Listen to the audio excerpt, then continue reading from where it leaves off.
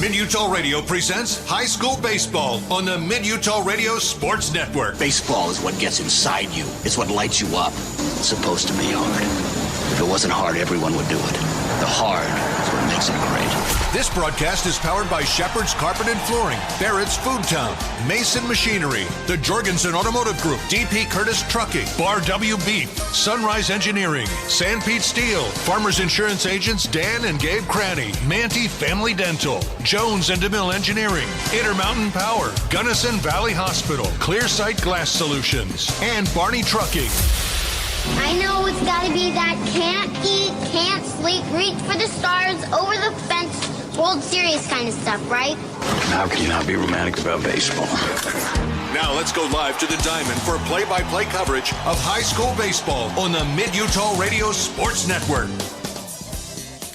And welcome back to Lindquist Field, the home of the Ogden Raptors, as we get ready for the final game of Day 2 of bracket play of the 3A Baseball State Tournament. And the number 1 Union Cougars taking on the number 5 Canyon View Falcons. The way they do the home teams is that whoever's been the home team the least in the tournament gets to be home team next. And so Canyon View, who was the visiting team yesterday and then a 1-0 win over Manti, is the home team today after Union was the home team in their 14-0 win yesterday over the Providence Hall Patriots. So both teams coming off of very different games. That game last night, Canyon View Manti, was a classic. Both pitchers dueling. Zach Main was unreal. Talking to Coach Jacobson before the game, he told his team afterward, he said, over the years he's been here, they've had a lot of really good pitchers come through and have really good performances. And that one last night was as good as any of them. Yeah, I'd agree. He just pitched a gem last night. He was just on his game all night long. 11 strikeouts and pitching a full 7 innings. Yeah, what a good performance by Zach Main.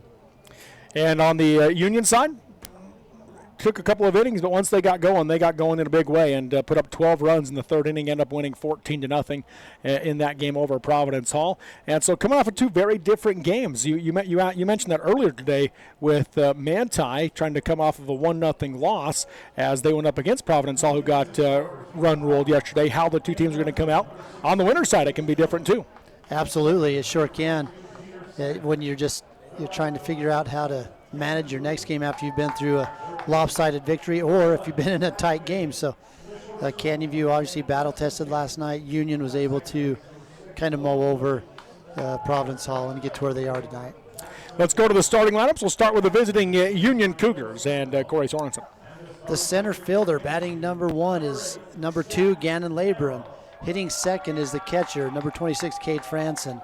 Hitting third is the first baseman, number 18 Tyson Marks. Hitting in the cleanup spot, the shortstop, number 24, Dylan Wadahamaji. Hitting in the 5th spot, the right fielder, number 9, Bo Earl. Hitting 6th, the designated hitter, number 22, Brennan Meekum. Hitting 7th, the third baseman, number 8, Cy Burchell. Hitting 8th, the second baseman, number 4, Stetson Wills. Hitting number 9 is the left fielder, number 1, David Brotherson. And today pitching for the Union Cougars is number 23, Ryan Oakey. And now the starters for the designated home team in this one, the Canyon View Falcons. Leading it off is the center fielder, number 22, Jeter Sanders. Hitting out of the 2-hole, the third baseman, number 11, Zach Main. Batting third is the shortstop, number 10, Preston Higgins. The cleanup hitter is the right fielder, number 7, Cannon Williams. Batting fifth, the catcher, number 29, Noah Sandoval. Hitting out of the 6-hole, the pitcher today, number 8, Jack Merrill. Batting seventh is the second baseman, number 6, Owen Williams. Batting eighth is the left fielder, number 16, Gage Miller. Rounding out the batting order is the designated hitter for the Falcons, and that is Hunter Johns. And playing first base, being DH for number 4, Jackson Black. Again, the Falcons are coached by Jason Jacobson, the defending state champs, and the Cougars are coached by Matt Labram. They took state the year before, beating Canyon View in that state championship series. So last 2 state champions squaring off tonight here in the undefeated semifinal of bracket 1 of the 3A state tournament. Yeah, maybe teams that don't play each other a lot in the regular season, but obviously teams that know each other well. And the top of the order coming to the plate for Union, Gannon Labram, Cade Franson, Tyson Marks. If they get to the 4th batter, that is Dylan Wadahamaji. Merrill gets a first called strike to Labram, and a swing and a miss for strike 2 and a quick 0-2 count. They did play at Skyridge. They met at a neutral location this year. Oh. And so they did meet up there with Canyon View winning that one 7-6 over Union. Ball 1 misses low. So on a one-run ball game, and I expect to see something that's going to be really good today. Merrill did come into that game pitching-wise for Canyon View and threw a few innings there at the end, and so he kind of settled things in for Canyon View after a rough start. Pitch in the dirt, swing and a miss, picked up by Sandoval. Throw to first is in time as Labrum goes down swinging for the first out of the inning, first strikeout of the game for Jack Merrill. Good job by Merrill. He's keeping that ball low and out right there, and not a lot that Labrum could do with it, but throwing good strikes. So that'll bring Cade Franson to the plate now for the Cougars.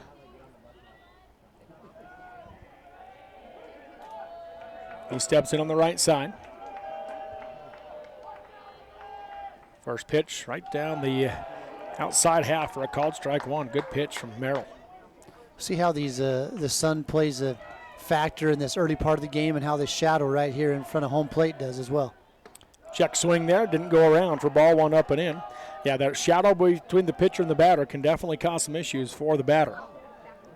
Won't take too long before it gets out across the mound, but right now it could be a problem as Franson flies this one into right field, and there to make the play is Cannon Williams for out number 2, so an F9 for Franson for the second out of the inning. No problem out there for Cannon Williams. He's got some cool shades on. So that will bring Tyson Marks to the plate now for the Cougars. Marks is who threw the game against Canyon View earlier this year, playing first base today.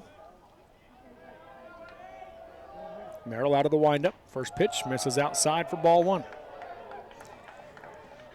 And yeah, Roosevelt to Cedar's a long way, one way or the other, no matter which way you go. It's a really long drive.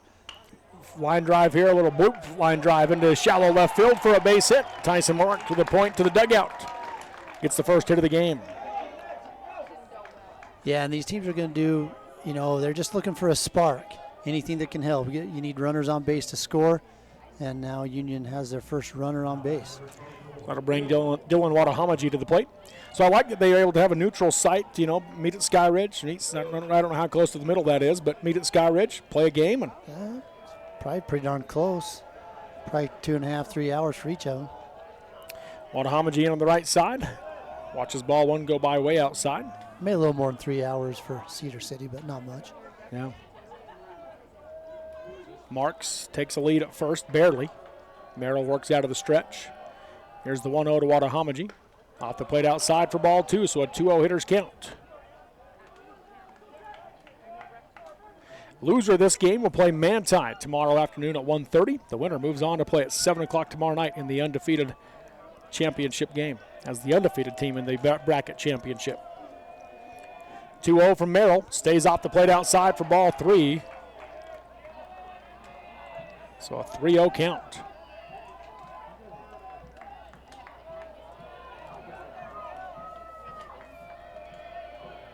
.30 pitch. All automatic is in there for strike one, and a 3-1 hitter's count now for Watahamaji.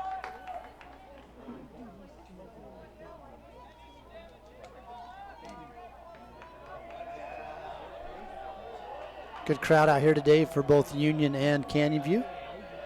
Here's the 3-1.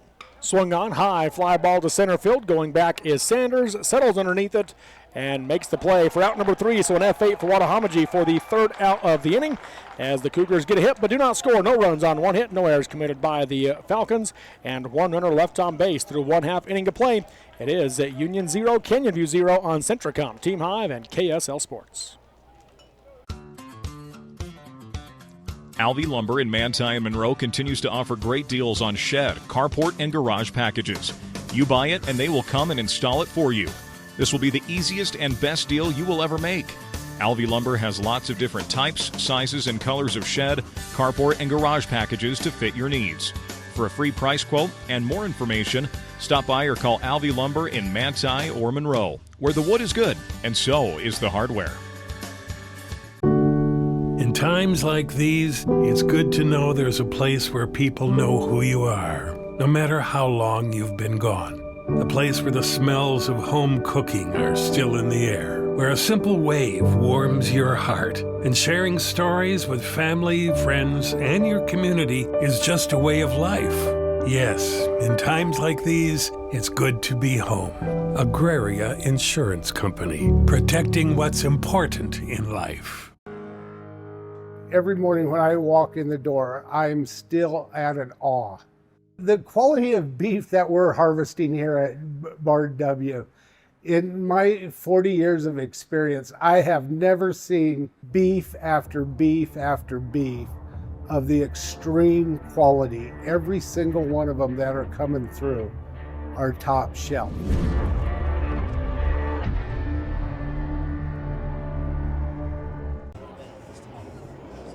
Team Hive and the Mid-Utah Radio Sports Network. Welcome back here to Lindquist Field in Ogden as we go to the bottom of the first inning. No score between Union and Canyon View. And Canyon View will bring the top of the order to the plate this inning. Jeter Sanders, Zach Main, and Preston Higgins. If they get to the fourth batter, that will be the cleanup hitter, Kennon Williams, for the Falcons. I think I said that Canyon View beat Union 7-6 this year. It was actually a 9-7 win in 8 innings. So they went extra innings. It was a 2-run win for Canyon View over Union. Well, obviously a good game. Took extra innings to figure out who's going to win. Yes, it did. So that will bring the top of the order to the plate once again on the mound. Ryan Oakey for the Union Cougars. He's verbally committed to go to College of Southern Idaho. Of course, one of the premier junior college programs in the western U.S. 2 North Sanpete pitchers going there as well. Yeah, good for them. Of course, for this Union team, Gannon Labrum going to South Mountain Community College down in Arizona. Lots of good JUCO teams down in Arizona. Yeah, well, absolutely. A lot of good baseball in Arizona. First pitch from Oakey. Misses up for ball 1. To Jeter Sanders. Of course, Oakey, he is the son of Coach Cami Oakey for the Union Cougars girls basketball team. Made a great run in the state tournament this year, did Union. You're saying he's coming by this naturally. That's right. Got a strike 1 on the outside edge. Here's the 1-1. Swung on and fouled back to the screen for strike 2 and a 1-2 count. Just almost a straight over the top delivery. He's tall. How tall is Oakey? He is tall. He's like 6'5". The 1-2 to Sanders. Breaking ball. Misses up for ball 2. Oakey wanted that, and so did the Union crowd. Here's the 2-2 pitch. Called strike 3, and Sanders will go down looking for the first out of the inning and the first strikeout of the game for Ryan Oakey. That is a good-looking curveball. He threw 2 of those in a row. He was able to get that second one, just get it down in the strike zone. Yep, came in with that 69-mile-an-hour curveball. Oakey has definitely been the hardest thrower we've seen so far, as he's touched 85 already here in the early part of the game. Pitch down to Maine. Curveball, strike 1. Coach Labrum did say, I asked him what that key is to get Oakey going. He said it's his curveball. If he can get his curveball going, it's hard to catch up to his fastball. Yeah, and it's looking really good right now. Here's the 0-1. Drops off low and away for ball 1. 1 ball, 1 strike now to Maine. On the flip side, Coach Jacobson asking about his lineup. He said, we've really got to get Zach Maine going. Zach's a great hitter, and he has been all year, but he's even better than what he's shown this year. And if they can get him going to where he can be, where his potential is, they feel really good about their chances. So this is a key matchup. This is, yep. Ball 2 missed up for a 2-1 count.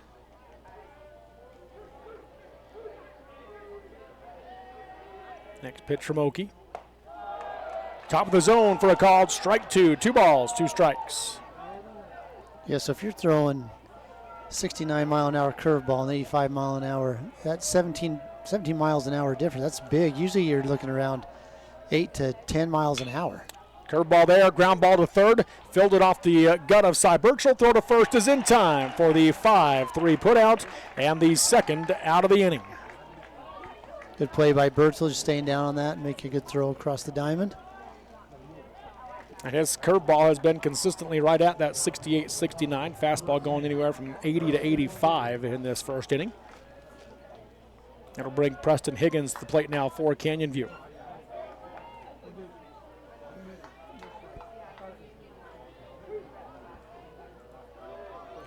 He steps in on the right side. First pitch from Oakey. Top of the zone, strike one. You know, he's got the big unit type of feel because of how tall and long he is. He really does. I was thinking that earlier. And Old Randy Johnson. The 0-1. That one misses low for ball one. 1 ball, 1 strike.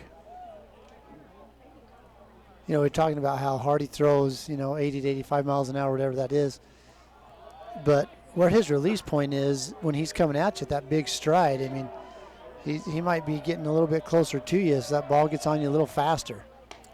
Called strike 2 with that fastball for a 1-2 count.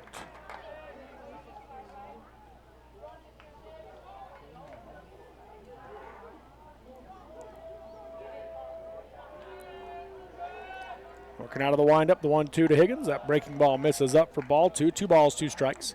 But both coaches actually said their pitchers need to get their breaking ball going early. That's that key pitch to be able to utilize the rest of their pitches. Fastball, of course, change up for some. Next pitch to Higgins, swung on, line drive into right center field, is down for a base hit. So just like in the top half of the inning, the number 3 hitter comes through with a 2-out single, this time for the Canyon View Falcons. Yeah, Canyon View just matches what the Union Cougars did in their at bat. Now they've got a runner on and an opportunity to move them around. So it'll bring Cannon Williams to the plate now for the Falcons. Coach Labram out of the dugout, pulling in his right fielder and center fielder. Yeah, Cannon's not your prototypical cleanup hitter. Pitch in the dirt. Taking second base is Preston Higgins. He took off on the pitch. Moved there easily after that ball bounced in the dirt and kicked off the glove of Cade Franson. Yeah, got a really good jump right there. I didn't see Oki even look over at him. So he just took that opportunity and took a base. Moves into scoring position. The 1-0 to Williams. Swung on. And one hopper to first base, fielded by Marks. He'll flip to Oki for out number 3. The 3-1 put out for the 3rd out of the inning as the Falcons threaten but do not score. No runs on 1 hit, no errors committed by the Cougars, and 1 runner left on base through 1 inning of play. It's Union 0, Canyon View 0 on Centricom, Team Hive, and KSL Sports.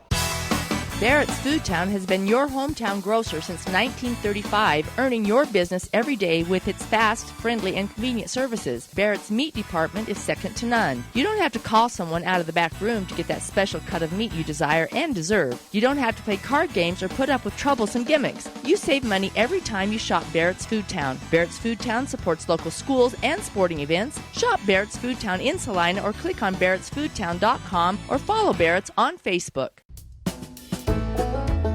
Hi, this is Jason Morrell, manager at Cache Valley Bank in Nephi, Utah. Now is a great time to think about your financial goals, and Cache Valley Bank can help. Maybe you need a loan to update your home, purchase a vehicle, or expand your business or farm. Or maybe you just need a place to keep your funds safe and secure without all the fees. We've got you covered. We are located throughout Utah. Come by and let us help. Cache Valley Bank, member FDIC, equal housing lender. So you're all moved in. How's your new roomie? Oh, she's cool. She's also a biology major. Oh, that's great. You guys can help each other stay on top of homework. I just hope the classes aren't hard. I'm kind of scared based on what I've heard. You'll do great, I'm sure. We're proud of you. Aww. You ready to go? Who's that? Gotta go, Mom. Have a dorm meeting in 2 minutes. Love you. Hello? Hello? Who was that? Centricom Fiber, because you don't just need internet, you need good internet. Live high school sports action on Centricom, Team Hive, and the Mid-Utah Radio Sports Network. Back here in Ogden as we go to the top of the 2nd inning. No score between Union and Canyon View. The Cougars bring the 5, 6, and 7 batters to the plate this inning. Bo Earl, followed by Brennan Meekum, then Cy Burchell. If they get to the 4th batter, that will be Stetson Wills. And on the mound again, Jack Merrill for Canyon View. Misses inside twice to Earl for a quick 2-0 hitter's count. Working out of the windup, 2-0 pitch. Drops off low for ball 3. And that was one of the keys that Coach Jacobson did say, though, that when he is good, he's around the zone. He's not walking guys. 3-0 pitch here, misses for ball 4, and a 4-pitch base on balls to the leadoff batter. Yeah, it might have been Merrill's worst miss right there of the game. Way out in the left-hand hitter's batter's box.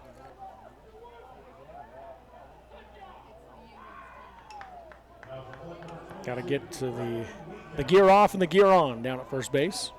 That's right.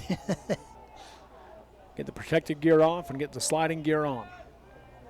Brendan Meekum now stands in on the right side. The designated hitter here for the Cougars. First pitch. And there for a called strike one. We got a little break on it.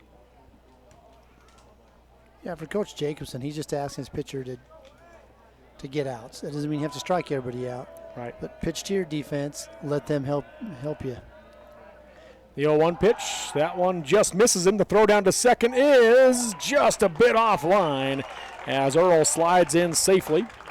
Oh, are they going to call batter interference? Yes, they are. They call batter interference, and So they will they're send. calling them both out. No, he just sent it back to first. Oh, send it back for okay. So that means Meekum is out at home on the batter interference for the first out of the inning, and Bo Earl heads back to first base. Coach Labrum wants to hear why he felt like that was batter interference here. Let's see if we can see Meekum swing. No. Ooh, I don't know. He didn't move. He didn't move. I mean, he moved because of the pitch. Because of the pitch, yeah. But then he to didn't leave. move after that. That's a tough one if you're Coach Labrum, and that's why you can see he's questioning that call. Yeah, his feet were just. And he didn't lean out over after he had moved just because of the pitch. No, he kind of pulled his midsection back, which caused his head to lead over the plate. But nonetheless, batter interference, and Meekum goes to the bench. So it'll bring Cy Burchell to the plate with a runner on first. First pitch misses low and away for ball one.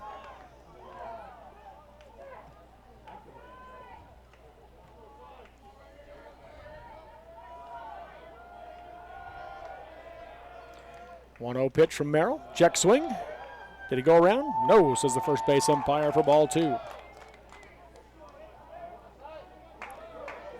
Coach Labrum, he's asking his players to be patient at the plate as Merrill struggled with the strike zone this inning a little bit. Throw over to first, nearly goes to the wall. What a catch by Jackson Black. Yeah, great catch by Black right there. He's not your stereotypical first baseman. He's not that I'm not saying he's really short, but he's not real tall either. Right. 2-0 count to Burchell. Misses off the plate outside for ball three. So 3 balls, no strikes. 2-step lead at first for Earl. The 3-0 to Burchell. Called strike one as Burchell took the takeoff on all automatic.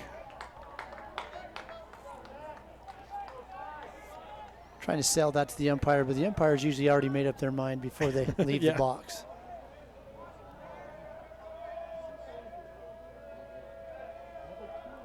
Three-one hitters count. The pitch from Merrill. Swung on and fouled back out of play for strike two. 3 balls, 2 strikes.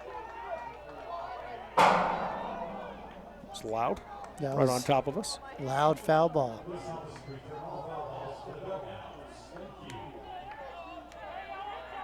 So counts full now to Burchell. 1 out and 1 on. Merrill out of the stretch. The payoff pitch. Swung on and he fouls it back to the screen to stay alive. It's a good job by Merrill. After getting down 3-0, he's come back, has a full count. On the other hand, for Cy Burchell, seeing a lot of pitches right there. This is a good at bat for him.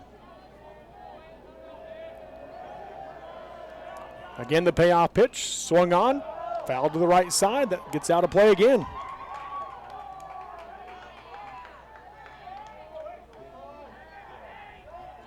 Count remains full. This will be the 8th pitch of the at-bat for Cy Burchell.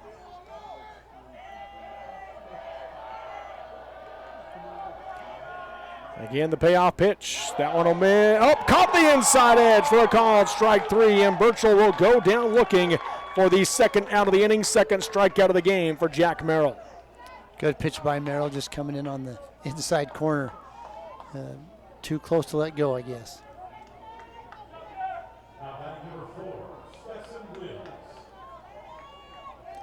Bring Stetson Wills to the plate. 2 outs and 1 on now. We'll see if Earl goes again. First pitch to Wills. Swung on, ground ball to the right side. Fielded at second by Williams. The throw to first is in time for the 4-3 putout and the third out of the inning. So after a leadoff walk, he sets him down in order 1, 2, 3. No runs, no hits, no errors, and one runner left on base through 1.5 innings of play. It is Union 0, Canyon View 0 on Centricom, Team Hive, and KSL Sports. When you need title work, title insurance, and escrow service, remember the experts at Central Utah Title in Manti. Whether you need residential, commercial closing, mortgage refinance, FHA, VA, or conventional loans, mortgage assumption, and cash transactions, consider Central Utah Title. Serving South Central Utah since 1983. 140 North Main Street in Manti for security and peace of mind in all your transactions. When you need title work, title insurance. In the beginning, glass repair meant a long trip to the city. Inconvenient, but it got the job done.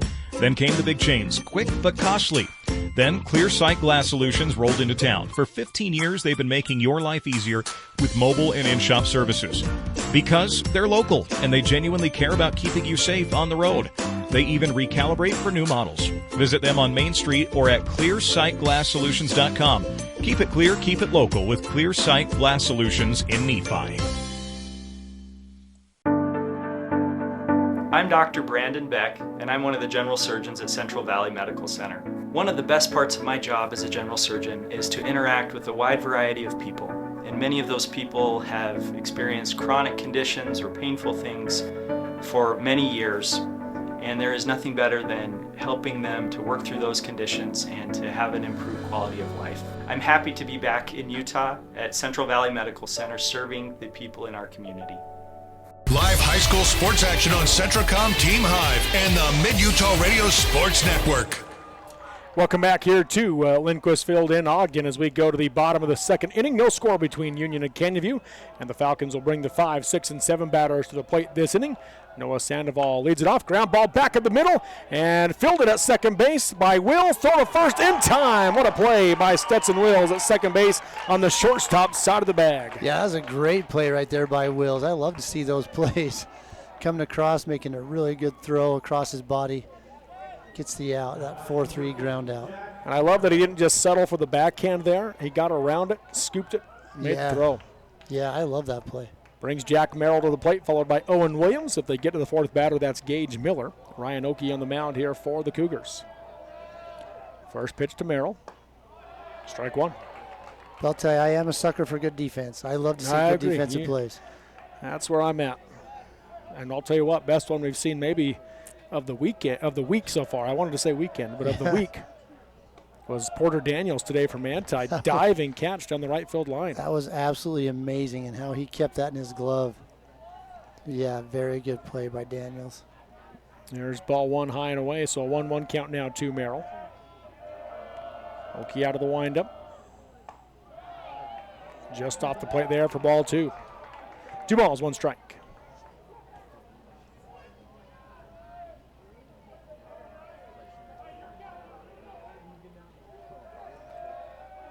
Delivery from Oakey. Drops in for a called strike 2 on that curveball on a 2-2 count. Dang, that was nasty right there. Late break on it. 1 out, nobody on base. Oakey takes the sign from Franson. The 2-2. Check swing. Did he go around? They tag him. They're going to see if he went around. No, he did not, says the third base umpire. So ball 3, full count. But Franson did the right thing. He absolutely did. We saw a play earlier today where they didn't do that, and the runner made it to first. Safe. So full count now to Merrill. With 1 out and nobody on base. Oakey out of the windup. The payoff pitch here. Curveball misses out for ball 4, and Merrill will draw the 1 out base on balls. So each pitcher has now given up a hit, and each pitcher has given up a walk. Going to have a speed-up runner for the pitcher, Merrill. Looks like that will be number 1, Owen Wood.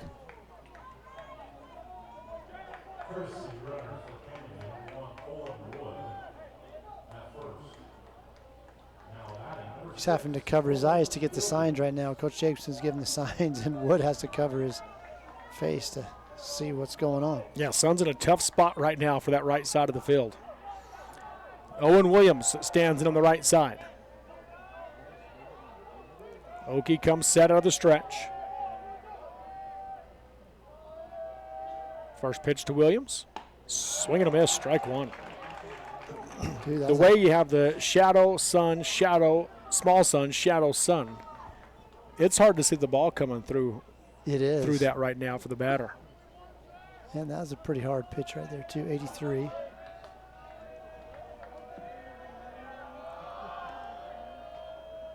Running the wheel play. Foul tip on the bunt attempt, and that goes right down into Franson for strike two. Ow, that hurts. Coach Labermount, Cy Birchwell comes down the line to check on him. Franson comes to his feet here, looking at that. Oh, Ooh. yeah, that really hurts. Yeah, that really hurts. Everybody that saw that understands. So they'll give him a little time to catch his breath and walk it off.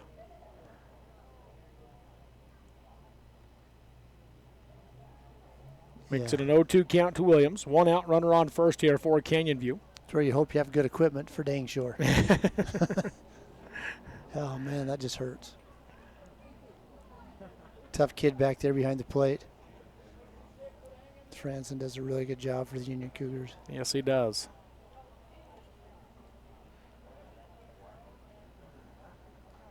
All right. Coach Laban with a pat on the back and a smile from Kate Franson.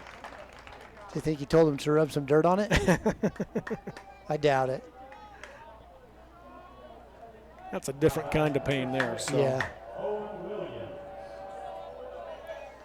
0-2 count. Williams back into the right side. Wood takes a lead at first. About a two-step lead for Owen Wood. Oki out of the stretch. The 0-2. Check swing. Went around since the home plate umpire for strike three. So Williams goes down swinging for the second out of the inning. Second strikeout of the game for Ryan Oki. Williams, he was pretty committed there. I mean, his body was moving, his hands were moving. There's just no way he's going to hold up on that pitch. Brings Gage Miller to the plate now for the Falcons.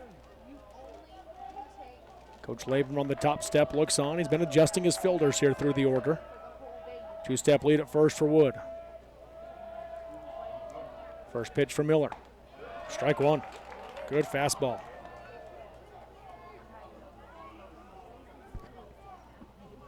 Both these coaches pay a lot of attention to detail. Yes.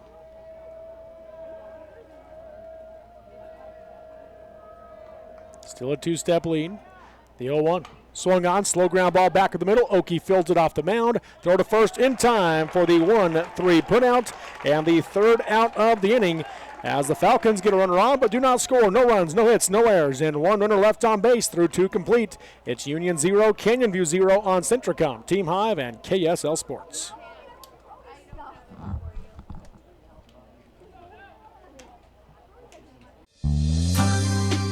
Hey, what does the dentist of the year get? A little plaque.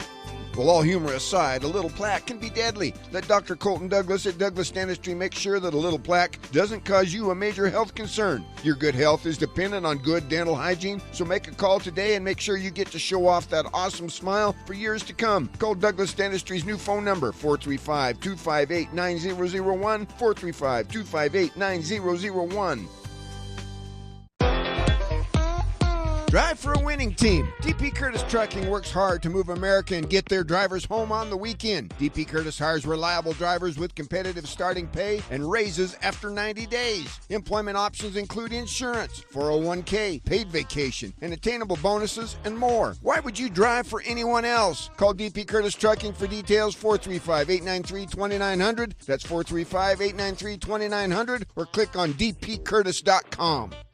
Live high school sports action on Centricom, Team Hive, and the Mid-Utah Radio Sports Network.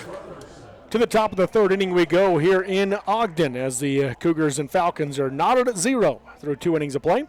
And Union will bring the 9-1-2 batters to the plate this inning. Davin Brotherson followed by Gannon Labrum, then Cade Franson. If they get to the fourth batter, that will be Tyson Marks. Jack Merrill on the mound for Canyon View. Two pitchers have mirrored each other so far in this game. 0-1 pitch swung on. A line drive into right field is down for a base hit. Davin Brotherson with a leadoff single for the Cougars. Good hit by Brotherson. Just gets the ball kind of a little bit high. Just punches that out into right field. And Union has their leadoff runner on. So before that pitch, the reason I said that is both pitchers had given up one hit, both pitchers had given up one walk, and both pitchers had 2 strikeouts through 2 innings. Yeah. And both pitchers were at 30 pitches. Jeez, yeah, that's pretty good. And both teams have left 2 runners on base. Yes, they have. So Davin Brotherson with that hit right there. Coach Jacobson is shaking his head. Not really, I can't see him, but as we watch strike one go by. The reason I say that was because when they played earlier this year, that's one of the things he said to me is that Brotherson had 3 hits against us heading out of the 9-hole. Yeah. And so he was a tough out, and he proves that again here with a single into right field. Gannon Labrum watched strike one go by on the outside edge. Merrill out of the stretch. Next pitch swung on, high fly ball to left field. Underneath it is Miller, and he'll make the play for out number 1. So an F7 for Labrum for the first out of the inning.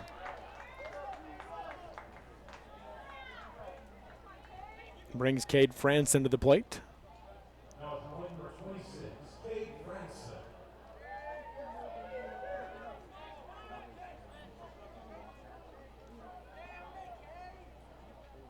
He wants Union to hit as long as they can, give himself a little bit of a break. That's right. 2-step lead at first for Brotherson. First pitch from Merrill. Brotherson takes off on a foul ball for strike 1. Good-looking curveball right there from Merrill.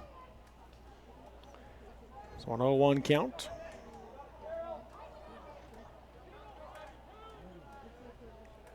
And as you said, he drops about 10 miles off his fastball to curveball, whereas Oki, we're seeing more 15 to 17 even miles per hour difference. Yes. 2-step lead. Throw to first. Brotherson was leaning, but dives back safely.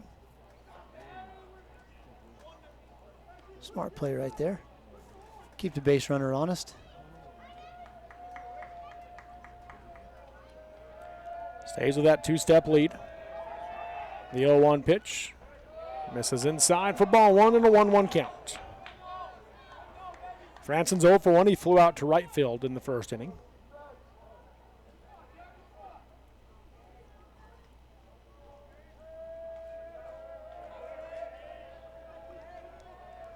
Merrill takes a sign from Sandoval, who sets up on the outside part of the plate.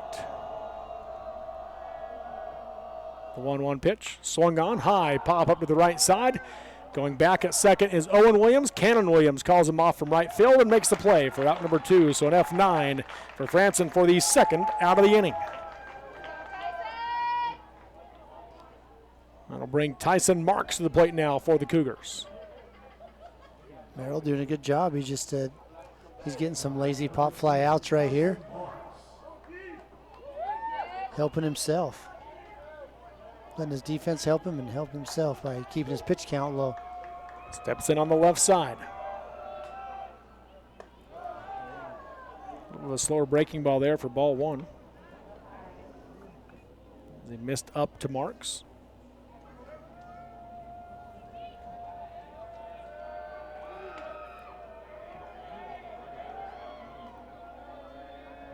Long look at first, and time will be called at the plate.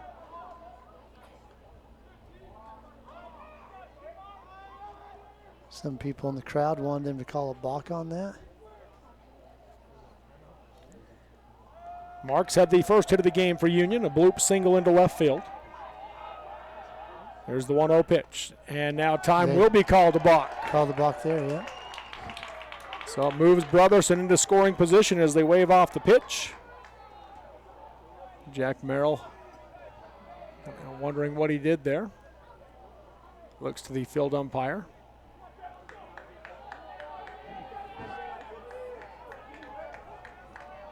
So that moves the runner up to second. Yes, it does. Count is still 1-0. Next pitch nearly plunks him as it misses inside for ball 2 and a 2-0. Hitters count now for Tyson Marks. Runner in scoring position here for the Cougars for the first time today. Their previous 2 runners that reached got stranded at first base. The 2-0 swung on the looping curveball as he fouls it off for strike 1. Yeah, he's way out ahead of that pitch. Makes it a 2-1 count.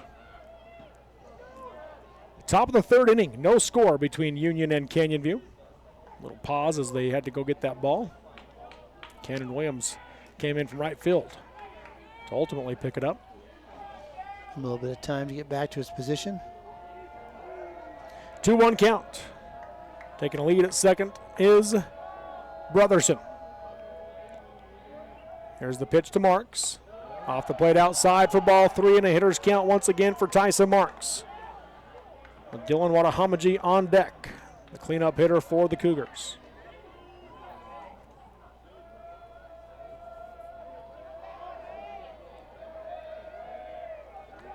The 3-1. On the inside edge for a called strike 2 and a full count now to Tyson Marks. Yeah, comes back to that breaking ball, breaks inside, catches the inside corner of the plate. Merrill takes the sign from Sandoval. Taking a lead at second is Brotherson. 2 outs, the payoff pitch, but time called first.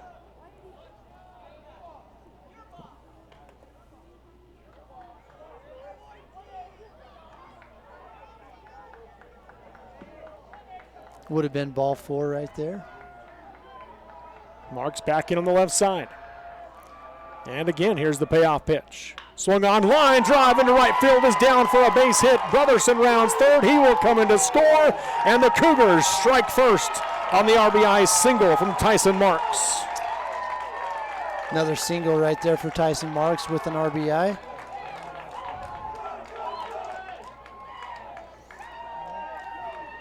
Like he saw a lot. That was a long at bat. I know there's a balk. There were 3 pitches that were thrown that didn't count. Yeah, so he didn't see as many pitches as we think. It was just a long at bat.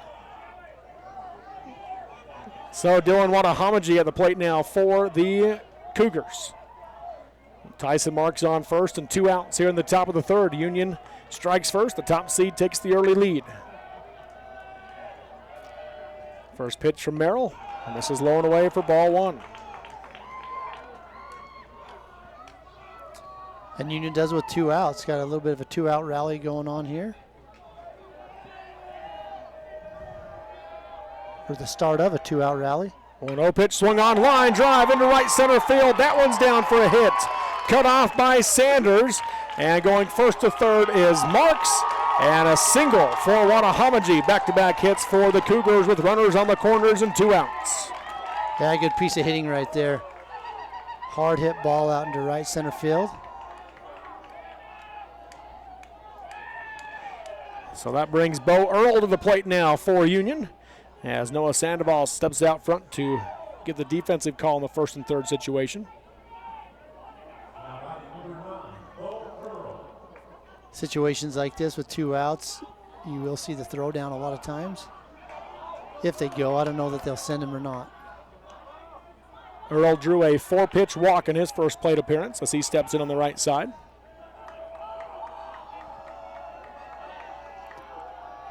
Union with 3 hits in the inning. Curveball here, drops off low through the legs of Sandoval. Marks will come in to score, and it's now 2-0 Union. And Wadahamaji moves up a bag to second base. He was checking back in at home to see if he could take another one. Decided to stay there a second. So 2-0 Cougars on ball 1 to Bo Earl.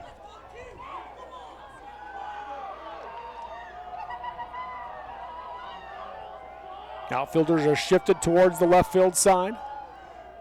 1-0 pitch is swung on and fouled down the right field line. It'll get out of play for strike 1 and a 1-1 count. Been impressed with all the first basemen that have had to run onto those bullpen mounds. They've handled them well. Yeah, they really have. Because there is a mound out there down each line. And they've even got a rubber kind on of like a rubber on there to cover it. So be careful on all that stuff. The 1-1 pitch. Breaking ball. On the inside edge for strike 2. Good pitch from Merrill. Really good pitch from Merrill. Bo Earl he could see that coming. He just couldn't pull the string. So a 1-2 count. Pull the trigger, I should say. Merrill pulled the string. That one, though, is going to hit Earl. So the hit by pitch sends Bo Earl to first base on a 2-strike count. Runners at first and second as the Cougars dug out. Really getting active. Pitching coach comes out for the Falcons.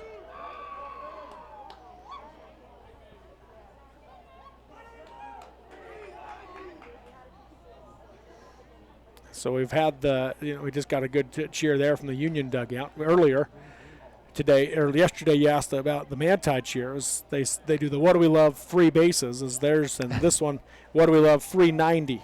Free 90. They'll take the free 90 feet. Means the same idea, thing, right? Same idea.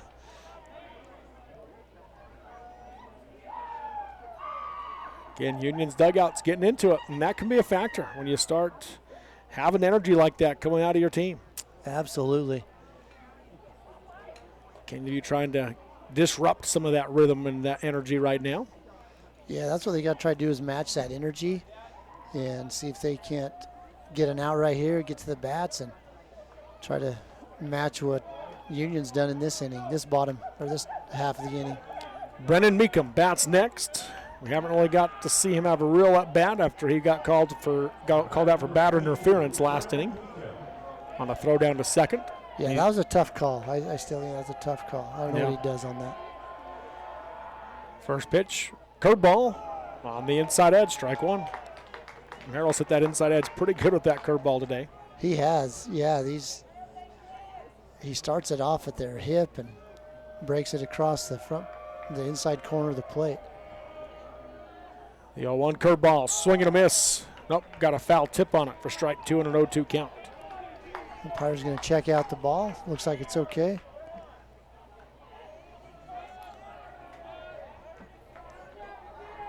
So no balls, 2 strikes here. Merrill takes the sign from Sandoval. 2 on and 2 outs. The 0-2 to Meekum. Another curveball. That one misses in, but that was close for ball one. That was dang close. I don't know if it looked like it was really close. Catcher had set up out on the outside corner of the plate. I don't know if that had anything to do, but he's moving out on the outside corner of the plate again. 1-2. Fastball is fouled back out of play for Meekum to stay alive in the at-bat.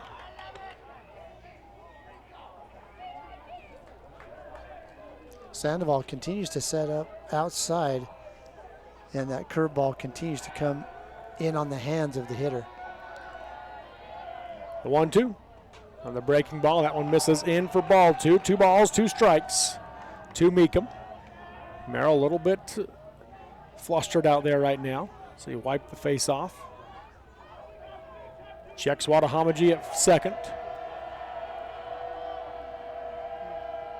Pretty big lead out there, second. 2-2. Fastball misses inside for ball 3, and a full count now to Brennan Meekum. So after back-to-back hits, there was a hit batter, and now a full count here. 2 runs across in the inning for Union. They lead it 2-0 over Canyon View. 3 hits total in the inning. All right, we're going to get some movement right here with 2 outs. Here's the payoff pitch. Swung on and just fouled it back to stay alive. Good breaking ball again from Merrill. Now that one did come outside. Yes. That was he placed that one well. And as you said, that's where Sandoval's been calling for it. He's just missed inside instead of going out. Yeah, he's going to continue to call outside right here. Again, the payoff pitch as the runners take off. Swung on, line drive into left, and Miller makes the play as he goes to the ground. It was tailing more than he anticipated on the hook, and is able to go to his left with a diving catch for out number 3. So an L7 for Meekum. Line out to left for the 3rd out of the inning, but 2 runs come across the Cougars on 3 hits in the inning. No errors committed by Canyon View, and 2 runners left on base. They're 2.5 innings of play. It is Union 2, Canyon View 0 on Citricom, Team Hive, and KSL Sports. Your home, life, and auto insurance deserve a winning team. Farmers Insurance Dan Cranny Agency introduces the newest member of the team, Gabe Cranny. Yep, it's now a doubleheader. But who needs insurance? If you own a home, farm, ranch, business, or have a spouse, children, or livestock, you need insurance. Get peace of mind with a winning team to make sure home sweet home stays that way. Call Dan or Gabe Cranny at Farmers Insurance in Richfield, 435-896-5453, 896-5453. America can depend on farmers. This is more than just a job. It's a mission of caring. There's nothing more precious than a human life, and we all honor that responsibility. Beginning in 1932, we've been standing ready to serve our communities with trust, quality, and knowledge. And most of all, human connections. Live high school sports action on Centracom, Team Hive, and the Mid-Utah Radio Sports Network. Welcome back here to Lindquist Field as we go to the bottom of the third inning with Union leading Canyon View 2-0 in this unbeaten semifinal game of Bracket 1 of the 3A Baseball State Tournament. The winner moves on to the Bracket Championship game. Loser will drop down to play Manti tomorrow afternoon for the right to get back to play the winner. 9-1 and 2 batters this inning for Canyon View. Hunter Johns, followed by Jeter Sanders, then Zach Main. If they get to the fourth batter, that will be Preston Higgins. First pitch from Ryan Oakey, missed high and away for ball 1. Out of the windup, that one misses up for ball 2, and a 2-0 hitters count now for Johns. It's like to me that when Oakey misses up high, he's just not striding out there.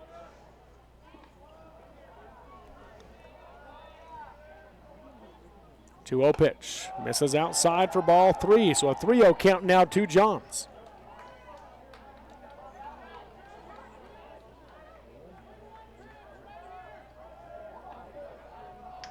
Union dugout telling him to win one pitch right here.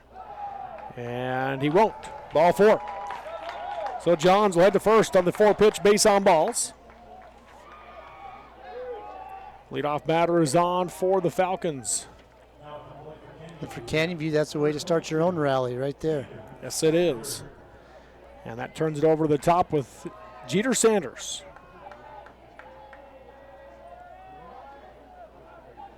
He hits on the right side. Short lead at first for Johns. Oakey comes set. And a balk going to be called here. There, huh? Takes away a hit from Jeter Sanders. Want to see what he did. Did you notice what he did? I didn't. I'm going to assume he didn't come set, but I didn't notice. We'll see the replay here maybe.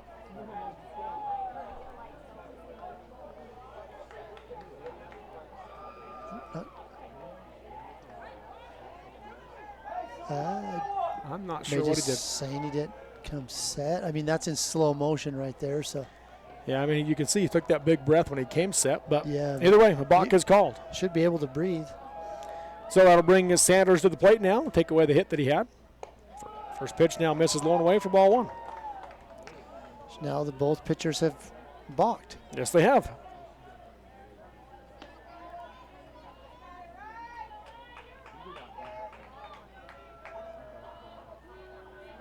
Oakey comes set as he checks Johns at second. The 1-0 pitch misses low and in for ball 2, and a 2-0 hitters count now to Sanders. So 6 straight balls thrown by Ryan Oakey as he tries to find the zone again. Doesn't matter which coach we've talked to here this week. When we've asked what their pitcher needs to do, without fail, they say he's got to throw strikes. That's the name of the game if you're the pitcher. Throw strikes. 2-0, fouled back to the screen for strike 1 and a 2-1 count. That doesn't mean you have to strike everybody out. That means you have to throw strikes and give your fielders an opportunity to help you. Yes.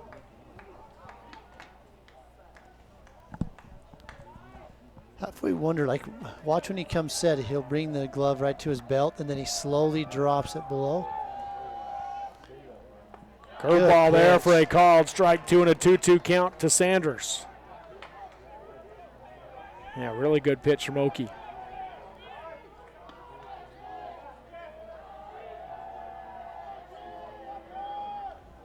Checks the runner. 2-2. Another curveball swung on, chopper to the third, and that's going to be fielded. Thought about going to third, but he fires across the diamond and gets the out. Cy Burchell nearly took too much time, but makes the play for out number 1 as Johns moves to third. That's a good call right there by the official. Looks like they got him. Good play. Good hard throw right there. Hunter Johns nearly made him come try to beat him back, but because Burchell was playing so far in on the grass, he had no chance to beat Johns and try to tag him. Good base running by Johns, just taking advantage of the third baseman playing in. Brings Zach Main to the plate. 1 out, 1 on. Called strike 1 on the inside edge. Zach Main doesn't like it. He's letting the umpire know about it as he incredulously also looked back to the dugout. So an 0-1 count. Pitch from Oki. Misses up for ball one.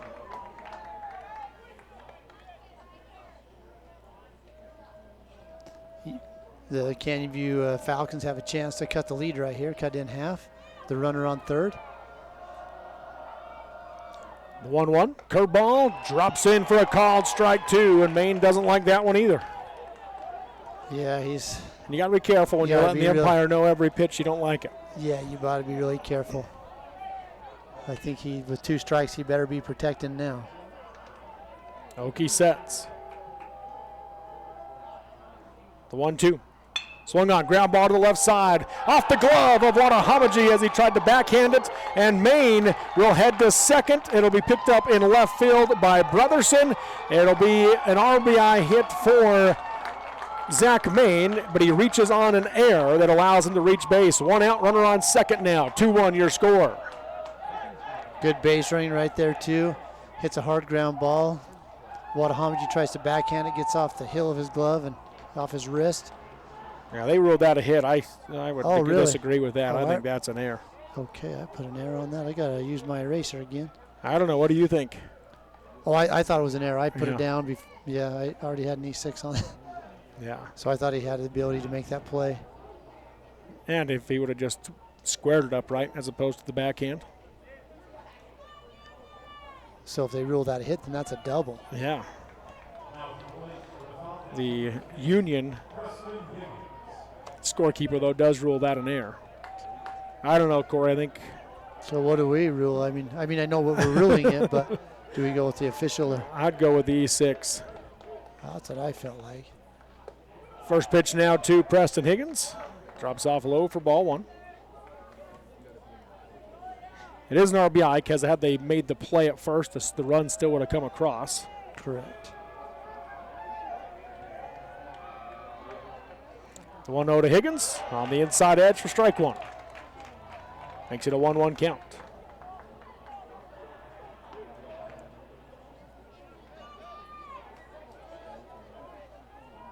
So the base on balls comes back to hurt you. Line drive here, foul under the screen on the right side for strike two. 1 ball, 2 strikes. Tying run is at second base here for Canyon View. With 1 out in the inning.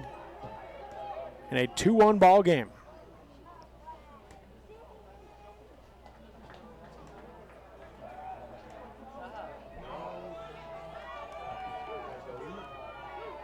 Oki comes set. The 1-2. Drops off low for Baltig. 2, a good block from Franson to hold Maine at second.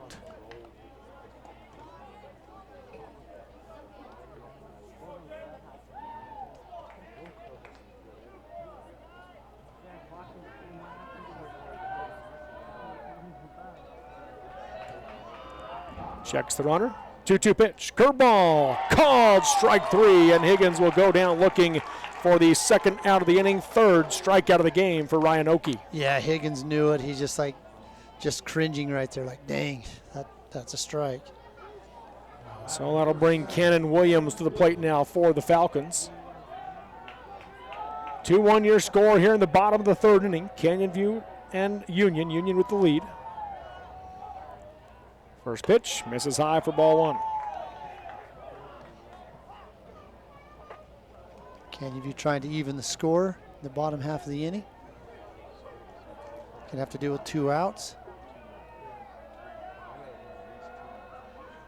Next pitch is fouled back out of play for strike 1. 1 ball, 1 strike now to Williams.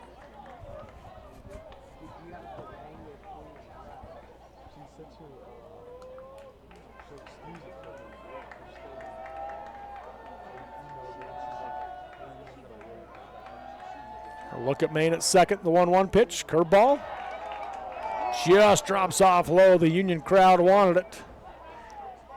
Ball 2. Oki's looking at Franson, just asking him. He says, where was it? And he goes alone. He just nods his head and goes back to the mound. 2-1 pitch, swing and a miss, strike 2 on the fastball.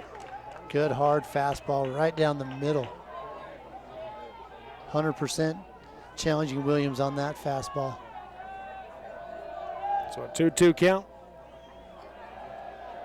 Okie checks the runner. The 2-2 pitch. Just misses inside for ball 3 and a full count. So does he come back with the curveball again?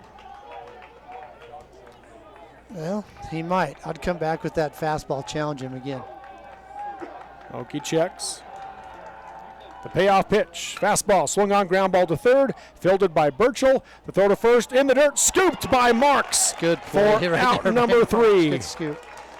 And the third out of the inning, but Canyon View gets one back as they get 1 run on no hits in the inning. 1 error committed by Union and 1 runner left on base. Through 3 innings of play, it's Union 2, Canyon View 1 on Centricom, Team Hive, and KSL Sports. To dare mighty things means to embrace challenges. It means to welcome a high-energy culture that prioritizes belonging. To dare mighty things means drawing inspiration from experienced faculty and alums who encourage you to think big. It means to be a part of time-honored traditions while also forging new ones.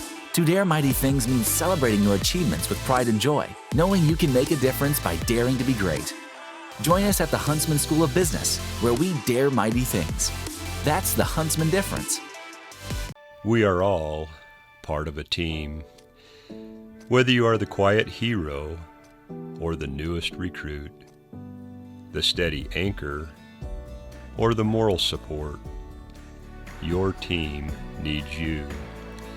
At Intermountain Health, San Pete Valley Hospital, we want to be part of your team. Partner with us on your health and continue to be a game changer for your teammates. Live high school sports action on Centricom, Team Hive, and the Mid-Utah Radio Sports Network. Welcome back here to Lindquist Field in Ogden as we go to the top of the 4th inning, and I guess we decided we'll just go with that official score, whether we disagree or not. Amen. Amen. All right, so Union will bring to the plate this inning the 7, 8, 9 batters, Cy Burchell, Stetson Wills, and Davin Brotherson. Jack Merrill on the mound for Canyon View. Right on right here. First pitch to Burchell, swung on, line drive into left field, is down for a base hit. A leadoff single for the Cougars.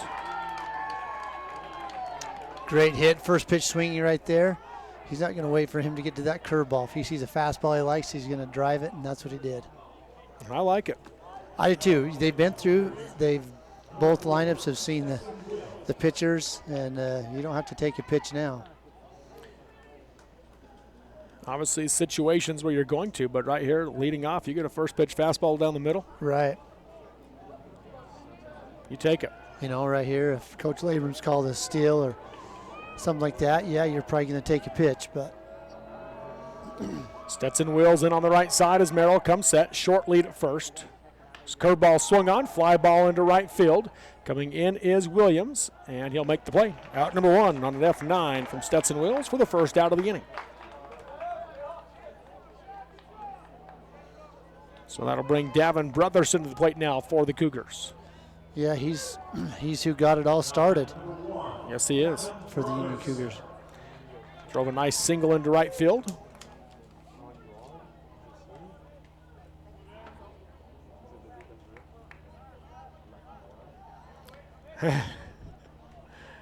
He faked the throw to first. Cy Burchell was like 4 inches off the bag.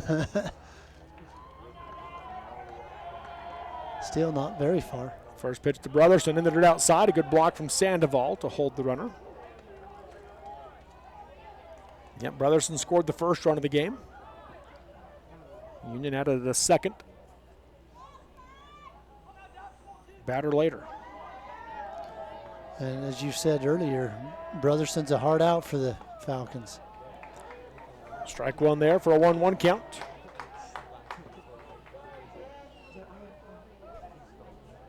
We say call, you know, like he's given the steal call or whatever. Just because he's doing the number system, so they're calling out right there instead of giving the old traditional signs.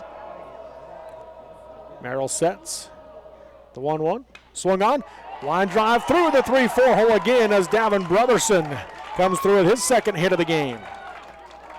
I don't know how he hit that. He double clutched. But he had fast enough hands on that set to come around and punch that out into right field. But, man, he was holding back on that double clutches there and then just drives it out to right field. More inside out of that one did Brotherson. He sure did. So runners at first and second. Top of the order coming up. Gannon Labram's had a couple of tough at-bats here to start the game. Struck out swinging, then a weak fly ball to left field. Coach Jacobson, he's moving his outfield. He's moved Miller towards center field and in. And that's where Labram hit his last ball, is right where he's standing. First pitch, curveball for strike one.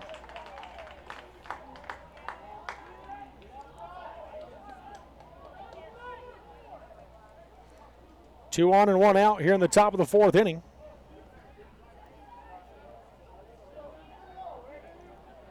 Steps back in on the left side.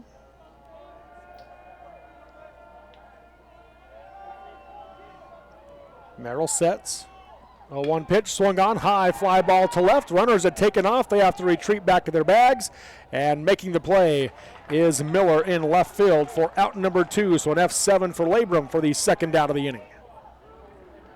Coach Jacobson making the right call right there, moving Miller.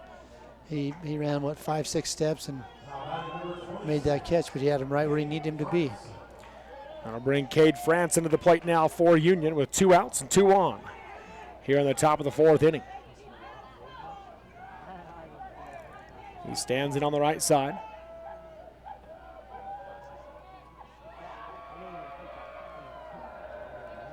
First pitch from Merrill. That curveball drops off low and in. Kicks away from Sandoval. Throw to third is not in time as Cy Burchell moves up a bag and Brotherson follows him to second.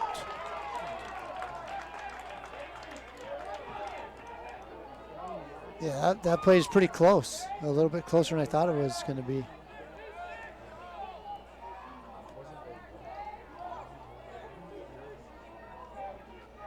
So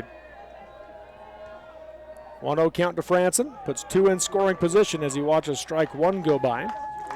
Franson has flown out to right field twice this game. Union in the last inning did a little bit of their damage with 2 outs. Got the runner across with 2 outs. 1-1 curveball swung on, ground ball to third. Going to go off the glove of Maine into left field. 1 run comes in. Brotherson's on his way home. He will come in to score. And it's now a 4-1 Union lead here in the top of the fourth inning. I don't know that They gave that one a hit, so. No, there's no way. I don't know. I mean, sorry, I don't mean to be negative to any Canyon View folks. I don't get it. I don't get it either. All right, I got to erase my E5. I already had it in there. 2 runs come across. Throw to first, not in time. So 2 RBIs. Yeah, that's what it ends up being. That's how it works. Of course, the Union official stats still put it as an error, so it won't work for their stats as far as end of the year.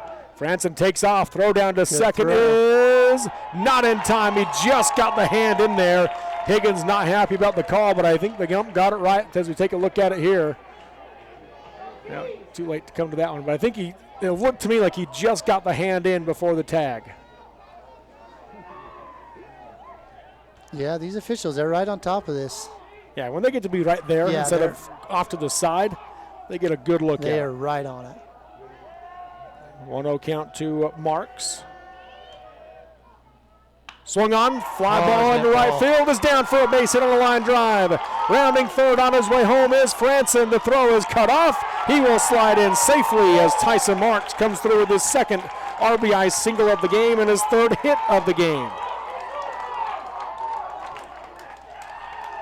Good hard hit ball right there. That got out into right field pretty quick.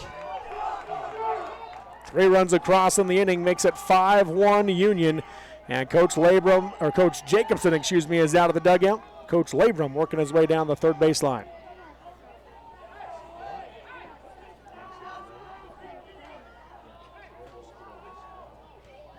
And he's going to take the ball from Merrill. He holds him up from going anywhere. Going to send him out to left field, it looks like. At least bring the left fielder in. Yep. So Pitching change here for the Falcons. Union leads at 5-1 in the top of the fourth inning. And 2 outs with 1 on when we come back on Centricom, Team Hive, and KSL Sports. Being part of one of the most advanced power plants in the world, it's going to be exciting. It's important that we're listening to our customers that want clean energy. And so I love the fact that we can power our homes here in Bountiful, but we can also be thoughtful about the environment at the same time. The power revenue bonds are completely backed by the future sale of power, which saves everybody money. And so historically, we've had lower power rates thanks to having this resource. Jones & DeMille Engineering was founded with a simple mission to shape the quality of life with a personalized touch. As a full-service civil engineering firm, they provide value beyond the project, creating places where people live, work, and thrive. For over 40 years, they've proudly served our communities, enhancing lives through their work. Join their team and become a dedicated community improvement leader. Whether you're an engineer or just love infrastructure, they invite you to seek a career with them. Jones & DeMille Engineering, shaping the quality of life. Let's cover the perfect solution for memorable vacations, short road trips, or making travel memories with family and friends. Just be sure to purchase your next new or used vehicle at the Jorgensen Auto Group. Jorgensen Chevrolet Ephraim, Jorgensen Ford Richfield will make sure you get properly outfitted. On road, across town, or cross country, try the Jorgensen experience, available only at the Jorgensen Auto Group. Jorgensen Chevrolet Ephraim, Jorgensen Ford Richfield. Memory makers and thrill seekers wanted. Live high school sports action on Centricom, Team Hive, and the Mid-Utah Radio Sports Network. Welcome back here to Lindquist Field in Ogden as we are in the top of the fourth inning, and Union taking a commanding lead here, 5-1 over Canyon View. And a new pitcher for the Falcons is Gage Miller. He'll come in from left field. They will send Zach Main from third base out to left field, and Jack Merrill will come into the infield and take over at third base. And the first batter that the new pitcher for Canyon View will face is the cleanup hitter for Union, Dylan Wadahamaji. Tyson Marks still getting it done 3 for 3 out of the 3 spot with 2 runs driven in. Yeah, he's got a hot bat right now. So Wadahamaji will stand in on the right side of the runner on first, and 2 outs here in the top of the fourth inning. Marks with a short lead at first. First pitch, fastball, check swing. Called strike 1. Well, not called strike 1. It says he went around for strike 1. Yeah, thought he did as well. Wadahamaji's 1 for 2 in the game. He flew out to center field, then singled into right center on a line drive. Short lead again for Marks. The 0-1 pitch, that drops off for ball 1 on a late break. 1 ball, 1 strike. Playing a little cat and mouse over there. It looked like he was going to take off, and he starts out with a really short lead and then just looks like he's starting to go. Miller comes set. The 1-1. That one's in there for a called strike 2. 1 ball, 2 strikes now to Wadahamaji. Coach Labram's giving him the, hey, that's a good pitch, hit that. Yeah.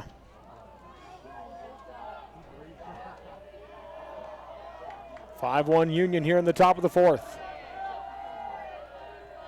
The 1-2 from Miller in the dirt outside. Good block by Sandoval to hold the runner on ball 2. So Deuce is wild here. 2 balls, 2 strikes, 2 outs. 3 runs across in the inning. Runner on first. Miller not going to give him anything really good. Maybe looking for like a borderline pitch. Doesn't want to give anything too good to hit. The 2-2. Swung on and fouled back to the screen, and he might have got away with one right there because that was a pretty good pitch to hit. Yeah. Not sure that he wanted that one to get as much of the plate as it did. No. Wadahamaji just getting underneath that one. So count remains 2-2.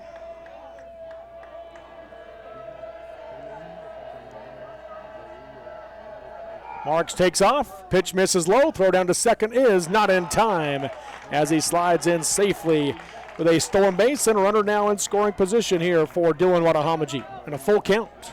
I like that strategy right there. This is why I like it. You got your number 4 hitter up. You got a 2-2 count. You're going to send him. If he gets thrown out, you're coming back to your number 4 hitter comes back to hit in the next inning. If he doesn't, your number 4 batter still at the plate, and your guy's in scoring position. Curveball swung on, popped up in the infield. Calling for it is the pitcher, and he'll make the play. Gage Miller for out number 3. So a P1 for Watahamaji for the 3rd out of the inning, As the Cougars, though, take a commanding lead. They get 3 runs in the inning. They do so on 4 hits. No errors committed by the Falcons. And 1 runner left on base. Through 3.5 innings of play, we're halfway home. It's Union 5, Canyon View 1 on Centricom, Team Hive, and KSL Sports.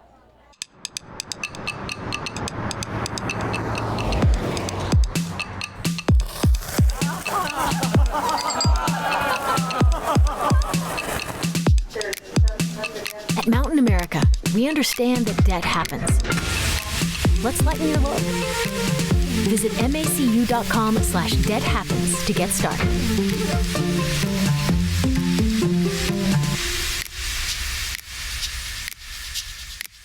At Manti Family Dental, we're not just fixing teeth, we're crafting smiles with a hometown touch. Our comprehensive care from crowns to Invisalign allows us to treat the young and the young at heart. Manti Family Dental is veteran-owned and backed by Dr. Carlisle's 13 years of expertise and a heart for Manti's community. I'm Dr. Carlisle. My wife and I chose to raise our family where roots run deep. Here, every patient is treated like a neighbor, whether it's IV sedation to remove your wisdom teeth or getting an implant to replace a missing tooth. We ensure your dental health is in caring hands. So give us a call to schedule a visit and discover the difference at Manti Family Dental. Live high school sports action on Centricom, Team Hive, and the Mid-Utah Radio Sports Network. Welcome back here to Lindquist Field in Ogden as we go to the bottom of the 4th inning in a 5-1 ball game. Union leading Canyon View, and the Falcons will bring the 5, 6, and 7 batters to the plate this inning. Noah Sandoval, Jack Merrill, and Owen Williams. If they get to the 4th batter, that will be Gage Miller. Ryan Oakey on the mound for the Cougars. Man, that sun is glaring off those windows in that building out in right field. That's hard. It's tough to see. Home plate umpires talking to Coach Jacobson. He was over by the wall, the net, talking to somebody, and he's like, you can't be over there. You got to be in your box. Get over by the base. There's no box over there. Coach Jacobson thought he was telling him he had to go back to the dugout, and he wasn't sure what was going on. First pitch to Sandoval. Misses up for ball 1. Sandoval's done a really good job behind the plate for Canyon View this game. He's a good catcher. 1-0 pitch. Inside for ball 2, and a 2-0 hitter's count now.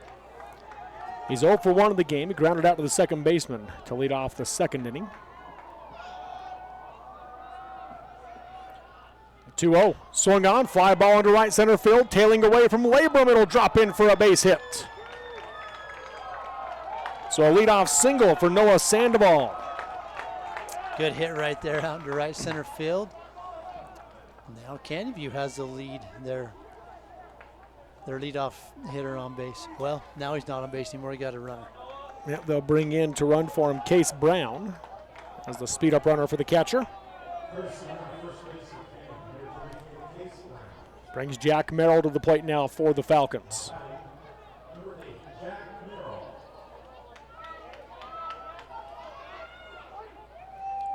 He's in on the left side. Brown takes a 2-step lead over at first base, extending it out a little bit. Oakey sets, first pitch. Misses, just a little bit up and away for ball 1. Merrill walked in his first plate appearance, drew a full count before getting the 1-out walk in the second inning. Ended up stranded at first base. 1-0 pitch. On the outside edge, strike 1. 1 ball, 1 strike. Good job by Franson right there.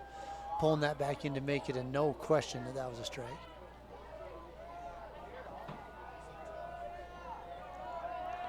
Brown extends his lead. Long look from Oakey, the 1-1 pitch. Misses up for ball 2. 2 balls, 1 strike now to Merrill.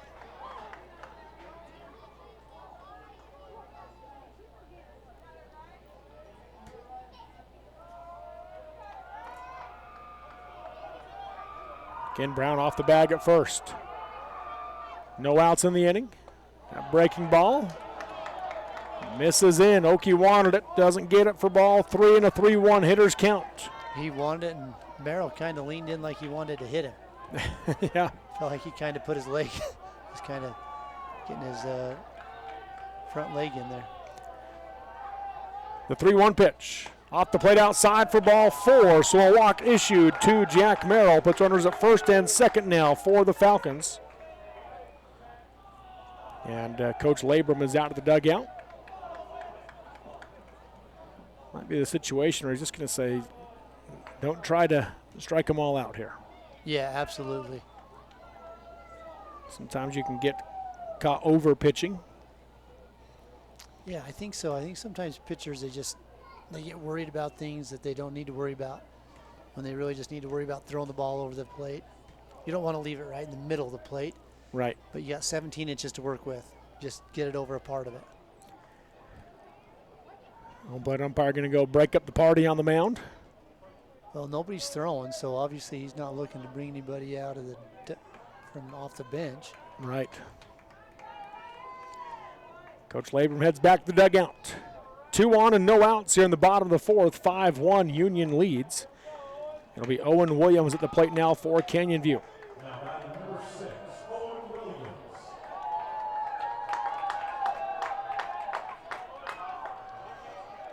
Williams stands it on the right side, facing the right-handed throwing Okie. First pitch, swing and a miss. Strike 1, just threw the hard one by him. Good talk, Coach. Good talk.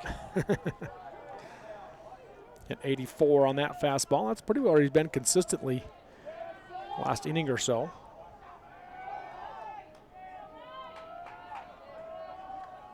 Checks Brown at second. Showing bunt right here. Pulls it back, watches strike 2 go by with the curveball for the 0-2 count. Yeah, that was a good pitch. Probably should have left that out there.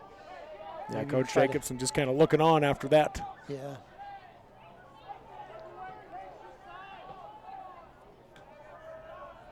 Okie again checks Brown at second.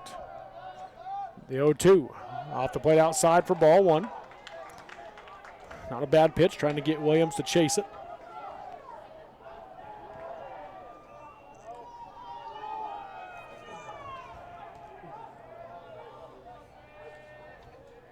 The 1-2. Swing and a miss, strike 3, and Williams will go down swinging for the first out of the inning and 4th strikeout of the game for Ryan Okie. Big out right there, big plate out. Get an opportunity to turn a double play and get out of the inning right here. Coach Labrum out of the dugout, bringing his outfielders in as Gage Miller comes to the plate.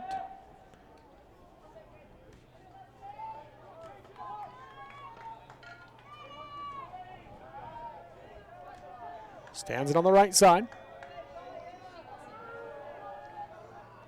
First pitch. Misses in for ball 1. Miller grounded out to the pitcher in his first at-bat to end the second inning.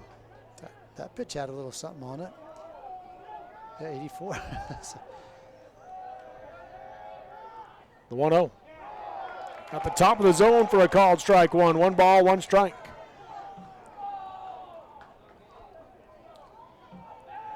No sign given from Coach Jacobson. Sometimes it's funny to watch the coaches when they decide they want to give signs or not. Just got his arms folded like, all right, buddy, get a hit. 1-1, breaking ball over the head of Miller for ball 2 and a 2-1 count.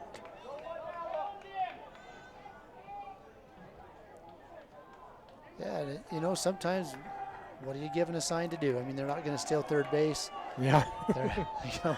You can't steal second because runners ahead of you. Just got to get a hit and move them. 2-1, fouled back to the screen for strike 2 and a 2-2 count. I guess unless he's going to call for a bunt. Yeah. He's definitely not doing that now, so he'll stand over there and not call any signs in. 2 balls, 2 strikes, 1 out with 2 on. The pitch from Okie. Oh, hit him. Yeah, fouled that off. And I'm not sure where it came up and hit him, but it bounced up and hit him. Like almost his arm hit him in the head. Let's see what it looks like here. I thought I hit him in the helmet. Right in the brim. Yeah. If you're going to get hit in the head, that's a good play, or close to the head, that's a good place. So that'll make it so Miller stays alive and the count remains 2-2. Franson relays the sign out to Okie on the mound. Okie checks the runners. The 2-2. Swung on, ground ball back of the middle, gets past Oki, fielded at second, throw to first is in time from Stetson Wills for the 4-3 put out and the second out of the inning, but it does move both runners into scoring position. Yeah, it does. That's almost like a good swinging bunt right there. Got underneath Oki, but seen a lot of head-first slides into first base in the last couple days. And I mean, the analytics have shown for a long time that it's just faster to run through it. Right. I think we've seen 3 today. Yeah. Maybe 1 or 2 yesterday.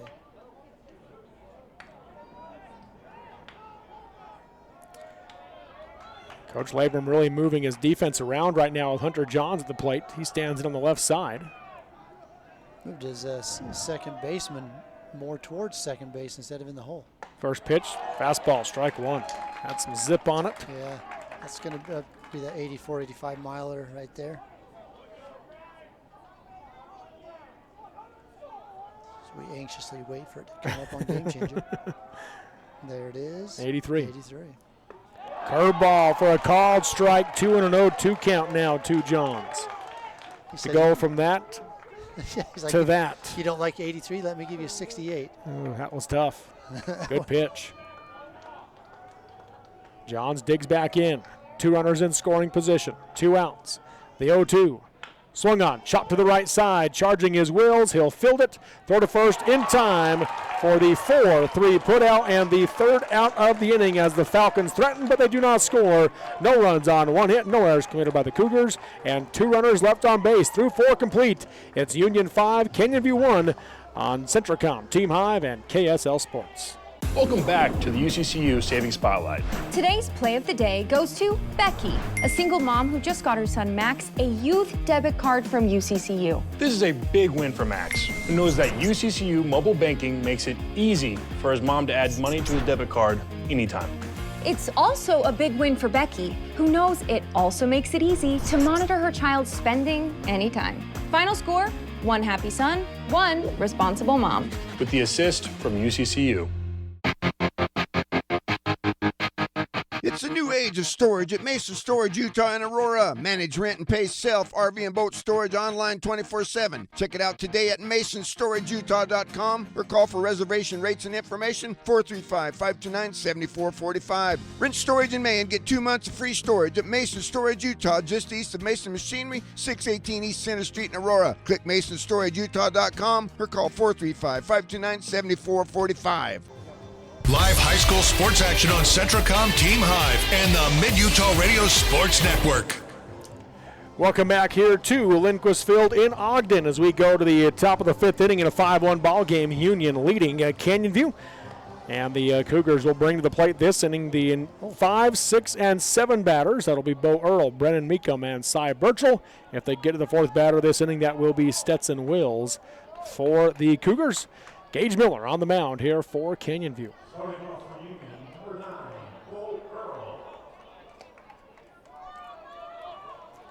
Miller on the season, a 2.03 ERA coming into this one, and 20 2/3. So he's had a good year. Yeah, he can throw. Earl in on the right side. First pitch from Miller. Curveball, strike one. Good pitch.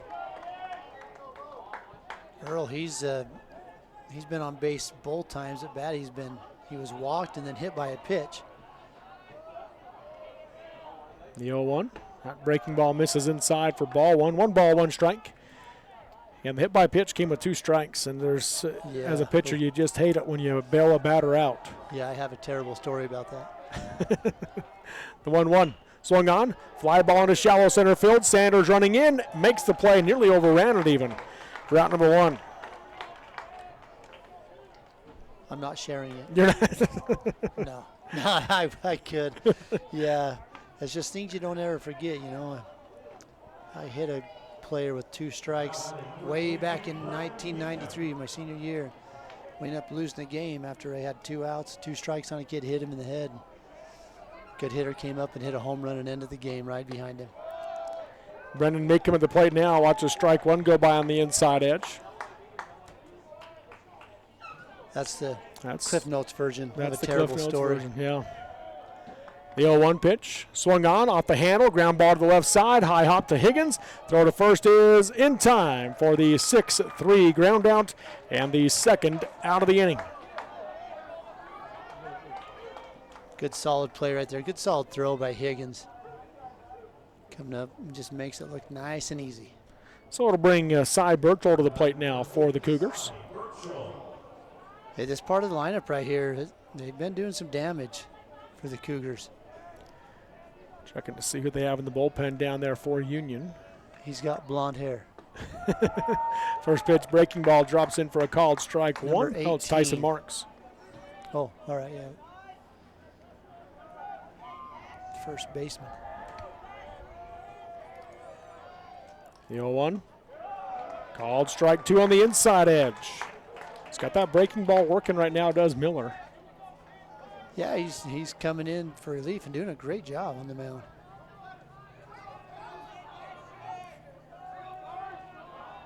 The 0-2. That one nearly plunks Birchall.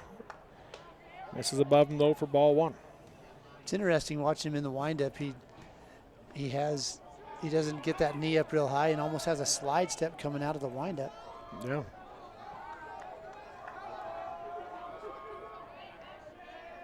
The 1-2, swung on, high pop up in the infield. Calling for it at third base is Merrill, and he'll make the play for out number 3. So a P5 for Cy Birchall as the Cougars go down in order. 1, 2, 3, no runs, no hits, no errors, and no runners left on base through 4.5 innings of play. It's Union 5, Canyon View 1 on Centricom, Team Hive, and KSL Sports. Looking to buy or sell a home or property in Sevier or Sanpete County? Call Misty Breathwaite with Red Rock Real Estate, your local associate broker and realtor with over 22 years of experience helping people navigate the market with confidence. Last year alone, Misty helped clients buy and sell over $20 million in real estate right here in our communities. Knowledge you can trust, local expertise, real estate done right. Find her on Facebook, just search Misty Breathwaite. Call today at 435-851-4351. Mountain Land Supply of Richfield is your local employee-owned and operated solution for plumbing, heating, and cooling, waterworks, agricultural irrigation, landscaping irrigation, power equipment, pumps, tools, and safety. Discover the difference a knowledgeable and friendly staff can make for you. With thousands of products and brands you know and trust, Mountain Land Supply has what you need when you need it. Call, click, or come into Mountain Land Supply of Richfield and let us help you move mountains. Sanpete Steel in Moroni was founded in 1994 and is one of the major steel construction companies in the Intermountain West. Specializing in structural steel fabrication and assembly, Sanpete Steel's impressive portfolio includes the Hales Theater in Sandy and structures on the campuses of the University of Utah, BYU, and UVU. Sanpete Steel in Moroni, where their motto is done right and on time at 685 East Main Street. Call today at 800-261-1026. That's 800-261-1026. Or go to sanpetesteel.com. Live high school sports action on Centricom, Team Hive, and the Mid-Utah Radio Sports Network. Welcome back here to Ogden as we go to the bottom of the 5th inning in this final game of the day at the 3A state tournament. Union leading Canyon View 5-1. The Falcons will bring the top of the order to the plate. Jeter Sanders, Zach Main, and Preston Higgins. If they get to the 4th batter, the cleanup hitter is Cannon Williams. Ryan Oakey on the mound for Union gets a first pitch fastball strike to Sanders for the 0-1 count.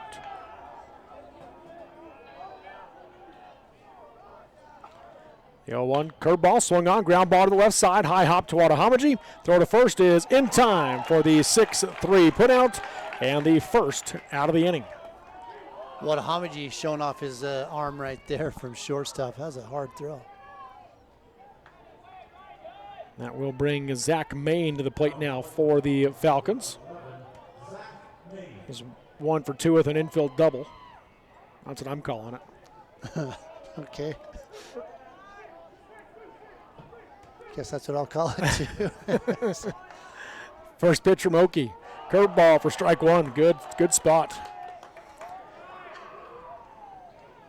Main grounded out to third, then had that RBI hit in the 3rd inning. The 0-1. Another curveball swung on, high pop up into right field. Earl comes in and makes the play for out number 2. So an F9 for Zach Main. Fly out to right for the second out of the inning. I will say this about it. Zach Main's hit.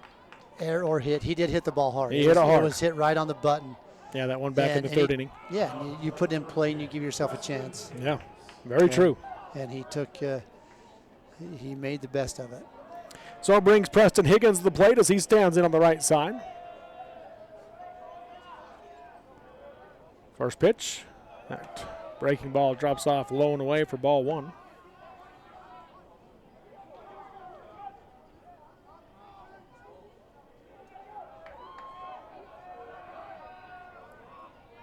One 0 pitch. Must have missed up. Oh, he pointed out. I was just saying, I thought out. I was just saying it had to miss out. I didn't think it was up. I didn't think it was out. Well, we don't matter. We don't matter. 2-0 pitch. Strike one on the outside edge. That one was in the strike zone. So 2 balls, 1 strike. And of course, sometimes where the catcher sets up can deceive you as to where the plate is. That's a good point. 2-1. Swing and a miss. Strike 2. Big hack from Higgins.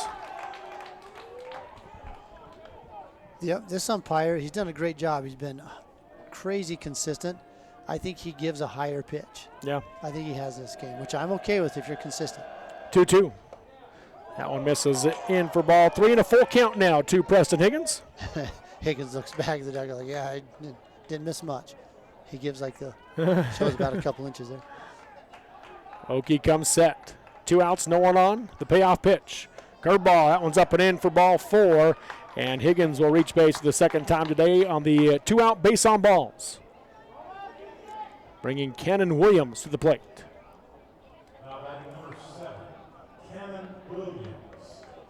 Well, once again, Union's done most of their damage with 2 outs. See if Canyon View can match it. Get a 2-out rally going here for the Falcons. Okie now out of the stretch.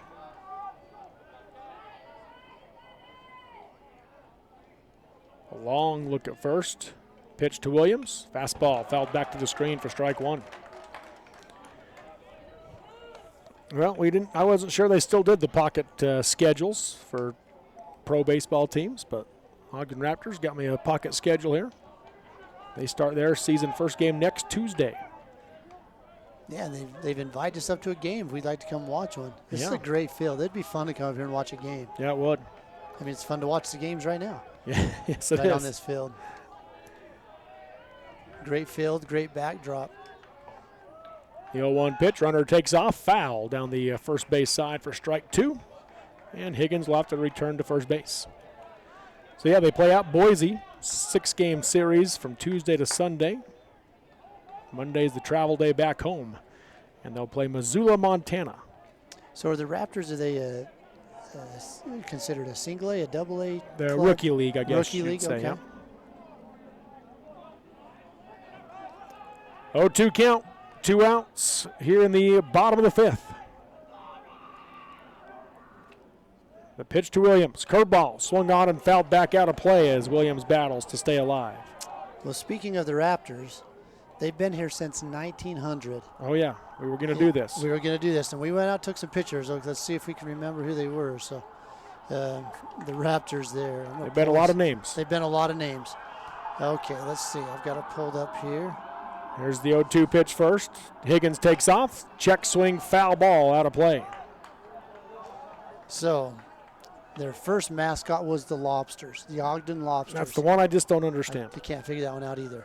That was from 1900 1901. There's a little bit of crossover here because they went to the Ogden Gunners from 1900 to 1928. So maybe there were 2 teams that used it. I don't know. Maybe, but then from 1912 to 1914, they were called the Ogden Canners. Ground ball to the left side. Watahamaji bobbles it, picks it up. No play. Everybody is safe. 2 on with 2 outs now here in the bottom of the 5th inning. Hit or air? They do give that one an air. I was just being a little facetious there. Well, I hoped you were. But Canyon View has life right here. They got 2 runners on, and they're starting their own rally right here with 2 outs. Brings Noah Sandoval to the plate now. He's 1 for 2 in the game. All right, we'll get back to the thing. So they then became the Ogden Reds from 1939 to 1942, and then again from 46 to 55. That's when Frank Robinson played for him, was during that stretch as the Ogden Reds. Oh, yeah, you already beat me to it. So sorry. So we'll go back. I got pictures of it. No, so good. Ball call one right misses up for Sandoval. How cool is that Frank Robinson played here in Ogden? And then from 66 to 73, the Ogden Dodgers. 1-0 pitch. Off the plate outside for ball 2. So you meant back to Frank Robinson here before we get back to this. That's my dad's favorite player, so I called and talked to him about it. He said he read a book. And Frank Robinson said about his time in Utah, it was the most biased state he's ever been to. So didn't enjoy his time in Ogden. Ground ball fouled on the third baseline for strike 1. We still like him. Great player. Yeah. By bias, obviously, he meant a little racist is what his thought was. That's not good. And so we hate to hear that, but we've changed in the last 70 years, 60 years. We better have. Okay, now this one makes total sense. Only for 1 year, One year, the Ogden Spikers. And that makes total sense. Yeah, Golden Spike. Golden Spike was, this is where the railroads came together, transcontinental railroads. And then from 79 to 80, the Ogden A's. As an A's affiliate, of course. Yeah, I love the A's. I'm so excited for them to be in Vegas. Second favorite team, but they're going to become my first favorite team. And then from 94 to present, the Ogden Raptors. There you go. 2-2 count now to Sandoval. 2 outs, the pitch fouled off on the third base side. Sandoval working hard at the plate right here. Trying to drive a run across. All right, now we talked about Tommy Lasorda. He coached here from 66 to 68. When he coached here, Bobby Valentine was a player who later went on to coach in the major leagues. Steve Garvey and Bill Buckner. Swing and a miss there for strike 3. They're going to tag Sandoval out on the drop third strike as he goes down swinging for the third out of the inning. 5th strikeout of the game for Ryan Oakey as the Falcons threaten but do not score. No runs on no hits in the inning. 1 error committed by the Cougars and 2 runners left on base. Through 5 complete. It's Union 5, Canyon View 1 on Centricom, Team Hive, and KSL Sports. Attention Class A CDL drivers. For a great career choice of steady, reliable, home everyday work, Savage Services is for you. Savage offers the opportunity to earn $80,000 to $100,000 yearly plus quarterly bonuses, a $5K retention bonus, $5K relocation pay, and 30-day housing for qualified drivers. They also offer full benefits, PTO, profit sharing, 401ks, and more. Savage takes care of team members. Apply at driveforsavage.com. That is drive4savage.com for price and Salina job listings. For carpet, flooring, windows, or glass at rock-bottom prices, Shepherd's Carpet and Flooring in Richfield is the logical choice with a huge inventory and the service to back it up. From quality flooring to expert window and glass installation and even sheds, Shepherd's knows how to upgrade your home. Shop in person Monday through Friday, 10 a.m. to 6 p.m., 410 North Main, Richfield, or click shepherdscarpets.com to shop online. Shepherd's Carpet and Flooring, quality, service, and prices you just can't beat.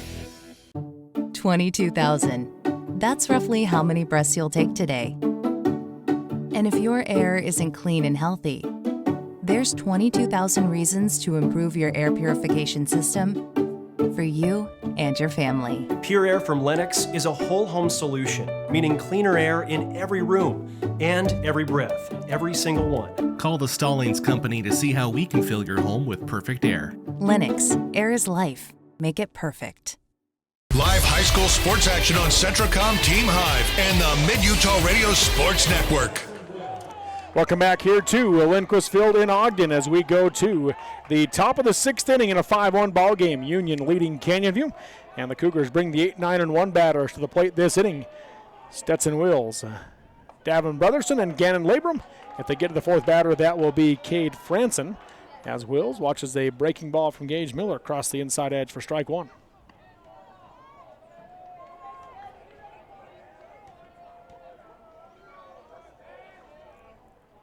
The 0-1 misses low for ball 1, so 1 ball, 1 strike. Wills is 0 for 2 in the game. Grounded out to second and flew out to right.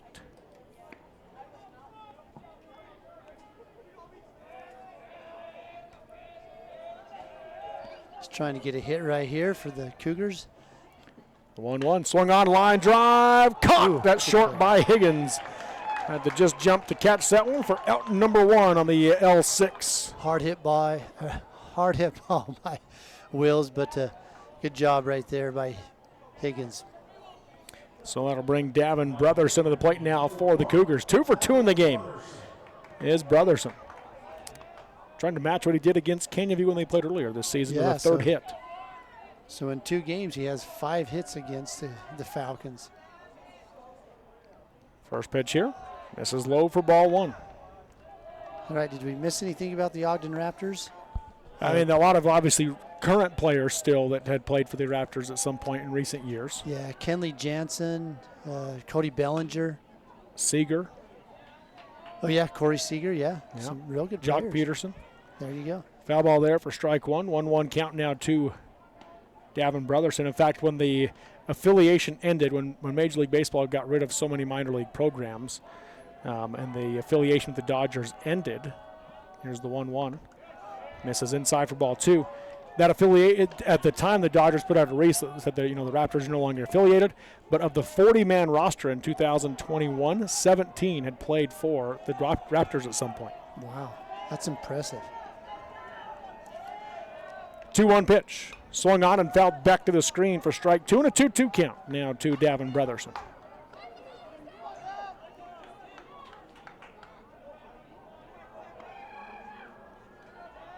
A lot of chatter in the Union dugout. 1 out, nobody on here in the top of the 6th, 5-1 Union. That breaking ball goes above the head of Brotherson for ball 3 and a full count. All right, we got some action down there in the Canyon View bullpen, number 23. And that is Austin Woolsey. Tyson Marks back down in the Union bullpen again. The payoff pitch here, swung on, line drive into right center field, and Davin Brotherson with his 3rd hit of the game. And he just keeps pounding it out into that right part of the field, just everything on a line drive, and his 3rd single into right field. Coach Labrum comes down the line, wants to visit with Gannon Labrum. Gannon's had a couple of rough at-bats in this one. Last one, he hit the ball harder, but still a routine fly out. Yeah, we talk about pitchers pressing sometimes. Hitters do the same thing. They'll get in there and then put a lot of pressure on themselves and try to do more than they need to. What Gannon needs to do here for his team is just find a gap. Leadoff batter here, throw to first, not in time. Here's a compliment to Gannon Labrum. Austin Park, former GUAB player, currently pitching for BYU, has faced a lot of the top hitters in the country as he's traveled the country and played a lot of great baseball in his high school years. First pitch here to Labrum, thought about it, held off, watches ball 1 go by inside. Faced the number 1 player, the Matt Holliday's son. I can't think of his first name now because he's had a couple of them, but he faced Holiday? him. Okay. Yeah, and he faced him last year, and he said, getting out Gannon Labrum in the state tournament was harder than getting out him. That's a heck of a compliment. And obviously the atmosphere is part of that too. Like, it's a big moment for your teams where those summer showcases are a little bit different type of feeling and atmosphere. But yeah, huge compliment. Yeah. The struggle of getting out Gannon Labrum. Did watch strike 1 go by there for a 1-1 count. Good player. He's a patient hitter. He's we haven't seen him really swing at any curveballs. He looks like he just wants to hit a fastball, so he waits for it. Throw over to first, not in time as Brotherson dives back safely.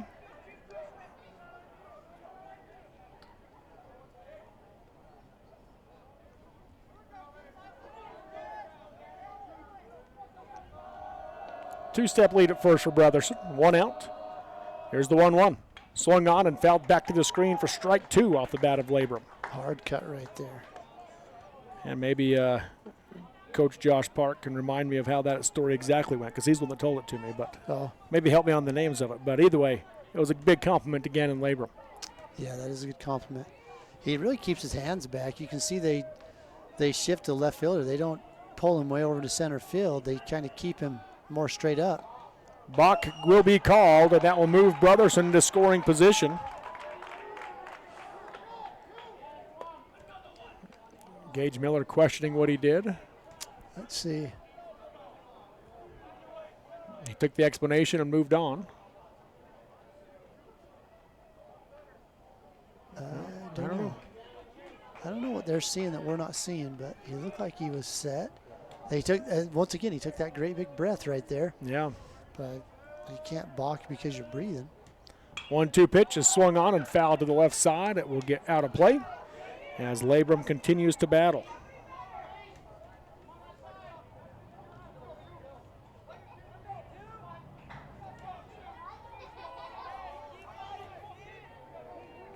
Yeah, you know Matt Holliday. Yeah, I remember Matt Holliday. It might be Jackson Holliday that was his son. He's had two come that were really good. Pitch goes off the glove of Sandoval. That will allow Brotherson to move up another bag on the pass ball. On ball 2 to Labrum for a 2-2 count. Getting a lot of encouragement right here from his teammates is Gannon Labrum. He patted his chest, say, all right, I got this. He's trying to get an RBI and add to the lead for Union. First, Coach Jacobson's out of the dugout. 5-1 your score. We'll see if he's going to make a pitching change here. Might be trying to keep him under a certain pitch count so he's available tomorrow, and it looks like I think that might be the case here as he comes out to visit with him on the mound. Right now they've got him at 30 pitches, which means he could throw 4 more. It becomes a chess game right now with pitching, doesn't it? As you looks like Jackson Black's going to come out of the game. Going to pull Zach Main back in. So pitching change coming. Let's go ahead and take the break for it. We'll let you know what the changes are here in Ogden. 5-1 your score. Union with the lead. They have a runner on third and 1 out. Gannon Labrum has a 2-2 count when we come back on Centricom Team Hive and KSL Sports.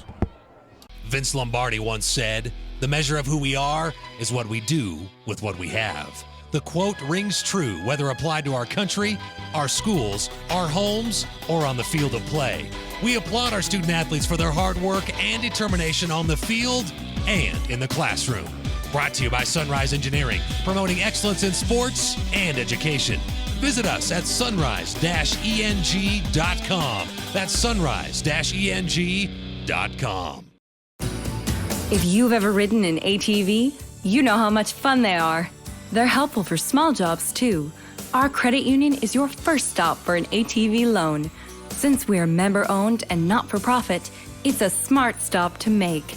Utah Heritage Credit Union, your local credit union, federally insured by NCUA. Online at utahheritagecu.org.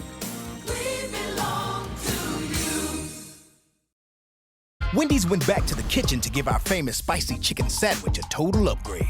More crunch, more flavor, with heat that just hits. Is this our best spicy chicken ever? Looks like a yes to me. Spicy chicken just got better at Wendy's. Live high school sports action on Centricom Team Hive and the Mid-Utah Radio Sports Network. Welcome back here to Lindquist Field in Ogden as Austin Woolsey takes over on the mound now for the Canyon View Falcons. He's thrown 6 2/3 of varsity innings this year, and in that time has a 3.15 ERA. So he's been effective when he's come into the game as well for the Falcons on the mound. The hard part for him is he inherits a 2-2 count. That is tough. That's tough to come in already inheriting somebody who's not just a base runner, but also a count. Yeah. So after Jack Merrill went 3 2/3 innings, it is Gage Miller ends up going 1 2/3 innings in this one. So Davin Brotherson heads back to third base with 1 out here in the top of the 6th inning in a 5-1 ball game. Austin Woolsey on the mound here for Canyon View, facing the left-handed batting Gannon Labrum with a 2-2 count.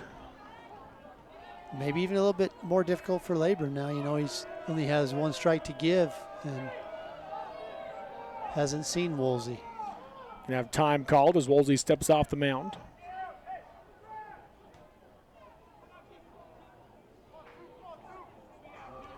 They're waiting for the infield to come in. Yep. So they moved Zach Main out of left field to first base and put Gage Miller back into left field. That's the changes as Jackson Black left the game. Labrum pops this one to the left side. It'll get out of play. Merrill gave good pursuit at third base, but not there. So Zach Main, he's gone from third to left to first.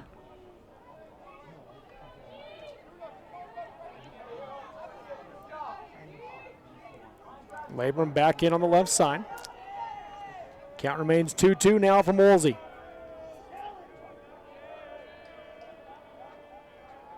Next pitch. Swing and a miss. Nope, just got a piece of it. Did Labrum to stay alive. I think he swung a ball 3 there, but. Yeah, I think so, but he stays alive. That thing was riding really hard in on him. Count remains 2-2. Again, infield is in on the grass here with 1 out. Pitch from Woolsey. That one misses up for ball 3. Full count now to Labrum. Woolsey's done good. If it was a fresh batter, it'd be a 1-2 count. Yeah. Yes, it would. But instead, it's full. Here's the payoff pitch. Swung on high, pop up. Looks like it'll stay in the infield. And Higgins calls for it at shortstop right in front of the second baseman and makes the play. I don't think Owen Williams ever got a good read on it. So Higgins saw that and just went over and took control for out number 2.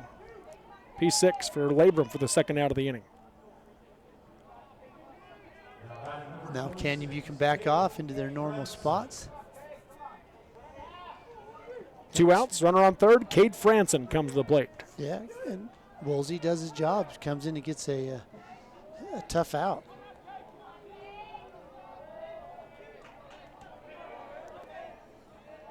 First pitch to Franson, curveball. On the inside edge, strike 1. Franson's 1 for 3, 2 flyouts to right field. Then a 2-run single into left. He also stole second and came around to score on a Tyson Marks hit. I don't think Union's going to see anything but off-speed pitches out of Woolsey. 0-1 curveball. Misses up for ball 1. 1 ball, 1 strike. Yeah, I mean, that last one was a 57 mile an hour. Yeah. That one was also 57.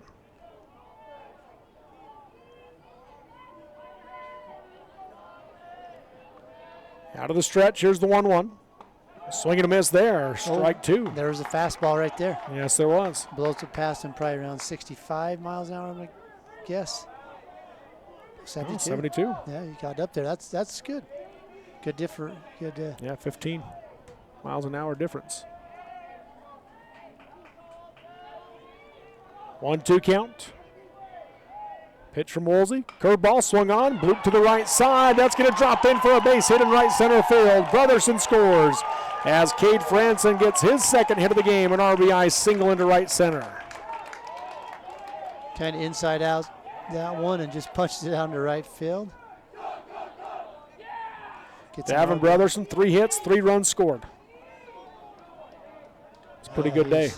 That's a heck of a day. Brings Tyson Marks to the plate now. He's 3 for 3 in the game, but he's only scored once. He has driven in 2 runs, though. Runner goes. Throw down to second is off the skip. No tag applied by Higgins, so safe at second is Franson.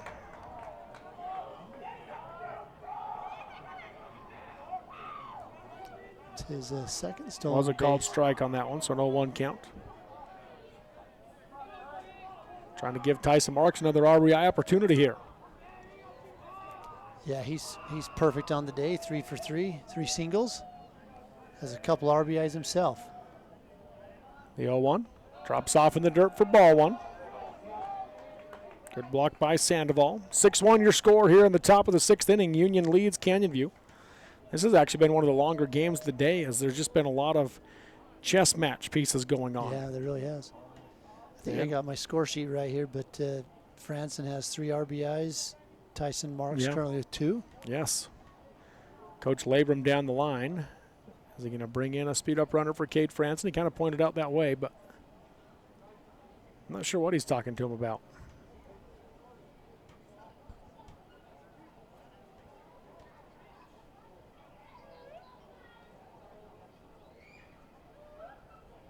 Yeah, I wish we had one of those kind of microphones they have like on the golf course, you know, with the little fuzzy things on it down on the field sometimes. Yeah. Or let's just get a lavalier mic or for Coach for Coach Labrum and for Coach Jacobson. We'll get all that. That'd be good. That'd mic him up. 1-1 count here. Whatever was discussed, Coach Labrum heads back. Home plate umpire settles back in behind the catcher. 2 outs, runner on second. 1-1 pitch. Off the plate outside for ball 2. 2 balls, 1 strike.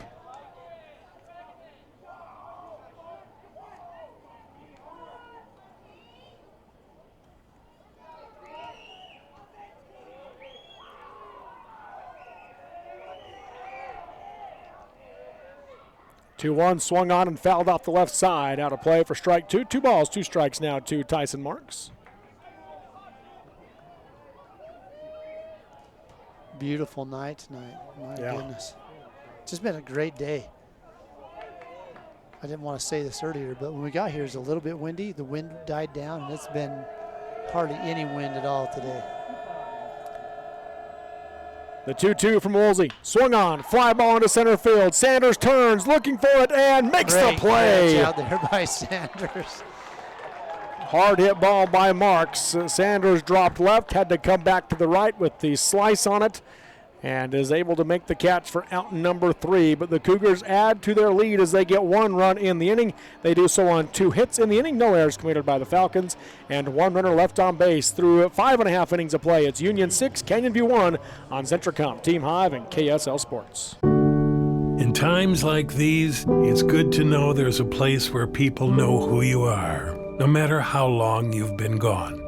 A place where the smells of home cooking are still in the air, where a simple wave warms your heart, and sharing stories with family, friends, and your community is just a way of life. Yes, in times like these, it's good to be home. Agraria Insurance Company, protecting what's important in life. Alvey Lumber in Manti and Monroe continues to offer great deals on shed, carport, and garage packages. You buy it and they will come and install it for you. This will be the easiest and best deal you will ever make. Alvey Lumber has lots of different types, sizes, and colors of shed, carport, and garage packages to fit your needs. For a free price quote and more information, stop by or call Alvey Lumber in Manti or Monroe, where the wood is good and so is the hardware. Live high school sports action on Centricom, Team Hive, and the Mid-Utah Radio Sports Network. Welcome back here to Lindquist Field in Ogden as we go to the bottom of the 6th inning in a 5-run ball game. 6-1, the Union Cougars lead the Canyon View Falcons, and Canyon View will bring to the plate the 6, 7, and 8 batters, Jack Merrill, Owen Williams, and Gage Miller. If they get to the 4th batter, that will be Hunter Johns. Ryan Oakey still on the mound for Union, and he's at 95 pitches, so he's got 15 pitches to go here in this one, and we'll see what he's able to do here with the bottom part of the Canyon View order. Again, the loser of this game will play Manti tomorrow at 1:30. The winner of that game will play the winner of this game at 7 o'clock tomorrow night. There's only one suggestion I have, for this is maybe start the games 1 hour earlier in the morning, because things start closing around 10 o'clock at night when we get out of here to go eat. And we're hungry. That's right. Jack Merrill stands in on the left side. First pitch, fouls it off for strike 1. Merrill's reached base twice. He's walked twice in both the 2nd and 4th innings. So the only player we've really seen warming up for Union has been Tyson Marks. He's a common starter for this Union team, which I'm sure that Coach Laban was hoping to be able to start him tomorrow in whatever game they ended up playing in, but that's the one I've seen warming up. And so if Oakey ends up running out of pitches, which right now is likely, I would assume that means we'd seen Marks. I don't know. Down to 12 pitches or 13 pitches. 1-1 pitch, swing and a miss for strike 2 and a 1-2 count. Yeah, with 2 innings to go, it's likely that he'll run out of pitches. Hard thing if you bring Marks in is if you pitch him 2 pitches today, you can still only pitch, he can get 73. You just have to manage that. Misses low for ball 2 to Merrill, 2-2 count. So instead of getting the 110 for a day, you get 75 and 2. So it changes the way you strategize as a coach. Here's the 2-2. That breaking ball misses outside for ball 3. I think that I'm assuming here for Canyon View as well that Coach Jacobson wants to use Jackson Black as that 3rd starter tomorrow. They haven't used it. They haven't pulled him into this game. They brought in Gage Miller, who's another one that could have started, obviously. 2 pitch, ground ball back of the middle, fielded by Oki off the mound. The flip to first is in time for the 1-3 ground out and the first out of the inning.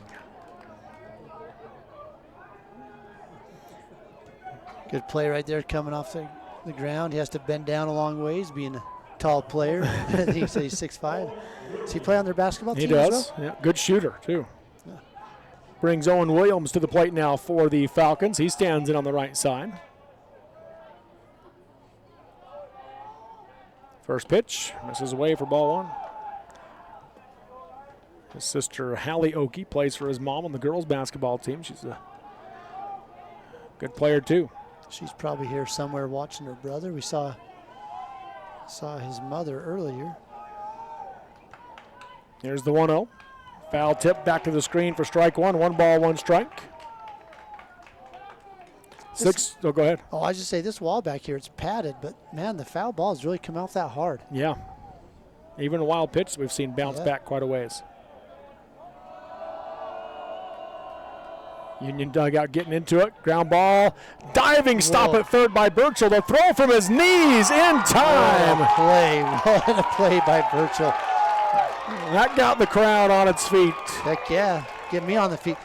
Diving to his left and then makes a great throw off his knees. What a play by Burchell. Good stretch from Tyson Marks to make it look easy at first base. 2 outs now in the inning. Nobody on base with Gage Miller coming up. Yeah, Marks, he just catches that, keeps it in his glove, and posed over there like, I've got this. He wanted to leave no doubt. First pitch, misses away for ball 1. Yeah, those are fun plays to see those types of plays. Oki comes set. Miller's 0 for 2 in the game. Misses up there for ball 2, so a 2-0 count. He's been behind every batter this inning, hasn't he? Yeah, or at least even with. He's at 106 pitches now. There's a called strike 1, 2-1 count. I should say started behind every batter. Miller grounded out to the pitcher and to the second baseman.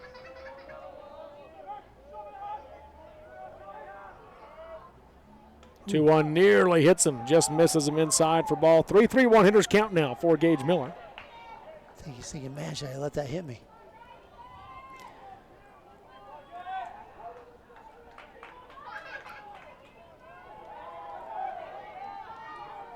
Miller back in on the right side. 3-1 pitch, right down the middle. Strike 2 and a full count. Miller knew that was one he probably should have taken a hack at. Yeah, just let a good pitch go there.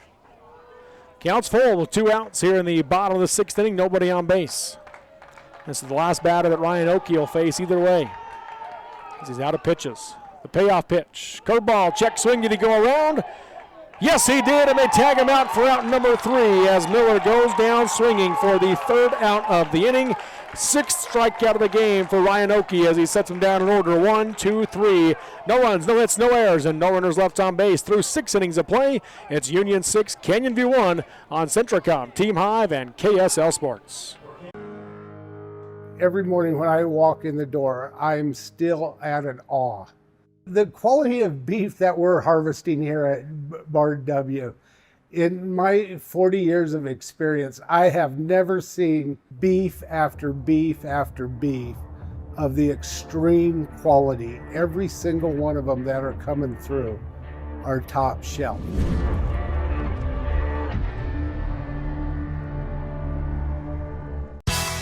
Barrett's Foodtown has been your hometown grocer since 1935, earning your business every day with its fast, friendly, and convenient services. Barrett's meat department is second to none. You don't have to call someone out of the back room to get that special cut of meat you desire and deserve. You don't have to play card games or put up with troublesome gimmicks. You save money every time you shop Barrett's Foodtown. Barrett's Foodtown supports local schools and sporting events. Shop Barrett's Foodtown in Salina or click on barrettsfoodtown.com or follow Barrett's on Facebook.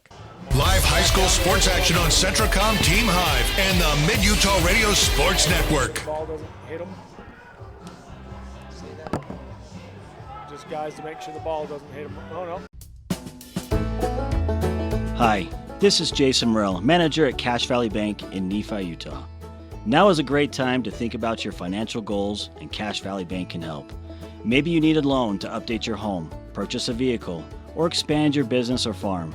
Or maybe you just need a place to keep your funds safe and secure without all the fees. We've got you covered. We are located throughout Utah. Come by and let us help. Cache Valley Bank, member FDIC, equal housing lender. Live high school sports action on Centracom Team Hive and the Mid-Utah Radio Sports Network. Yeah, welcome back here to Lindquist Field in Ogden as we go to the top of the 7th inning with Union leading Canyon View 6-1 in this one.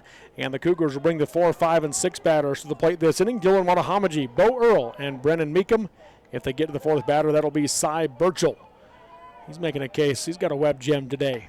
Yes, he does. Him and Porter Daniels, maybe the 2 best plays of the week so far. They do have Gannon Labrum warming up now there, as long with Tyson Marks does Union. 2-0 count here to Watahamaji from Austin Woolsey. Curveball there, drops in for strike 1. Yeah, good looking curveball right there.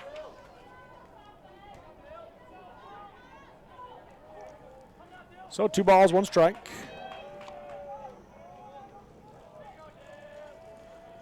Next pitch, that one misses up for ball 3.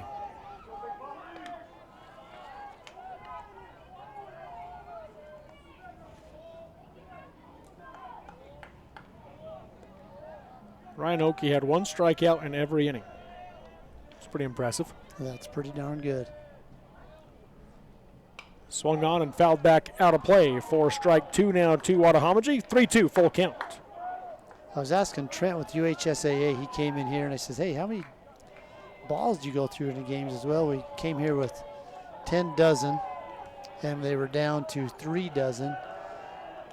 And so they're going through some balls. Ball 4 misses up and in, so Watahamaji heads to first base on the base on balls. Leadoff walk.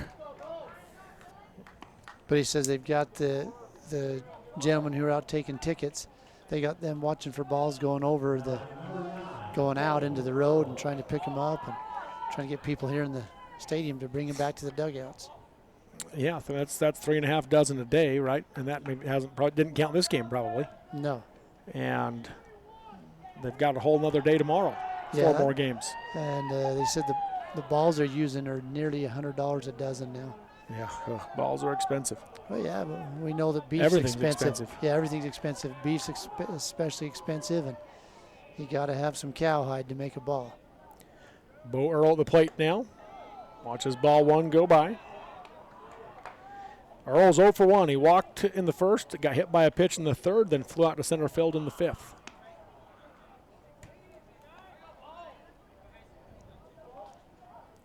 Gannon Labrum has come back in from the bullpen. Tyson Marks still out there for Union. Next pitch, misses low, ball 2. Hitters count now for Earl.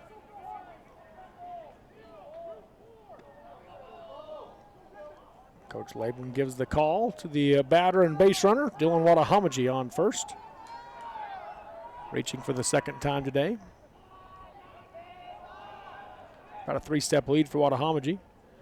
2-0 on the outside edge for a called strike 1 from Woolsey. Good low outside pitch there for a called strike. Tyson Marks working his way back in now to the dugout for Union.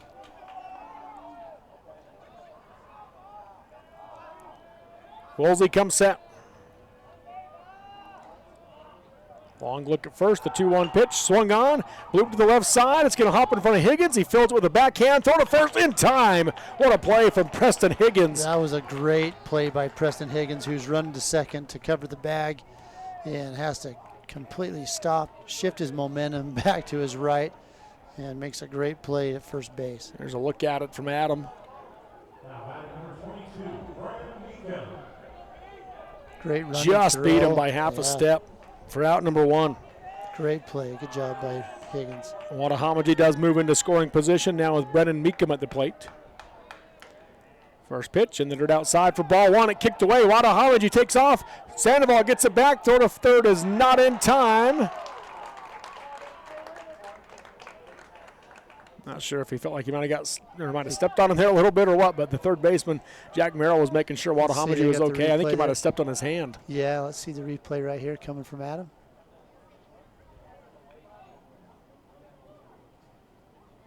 Oh, right there. Oh, yeah. wow, yeah. Just stepped back. Yeah, definitely not intentional, just stepping. No. Yeah, that hurts. That was the bare hand, not the sliding mid hand. You have to have two of them mitts. It is the right hand. Yeah. Throwing hand for Wadahamaji. Looks like he's okay. Got some action in the bullpen now. Canyon View. Number 20 is down there, which is Ty Holmes. Number 27 as well.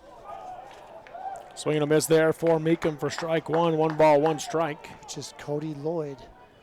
So Holmes has not thrown a varsity inning this year that I can see.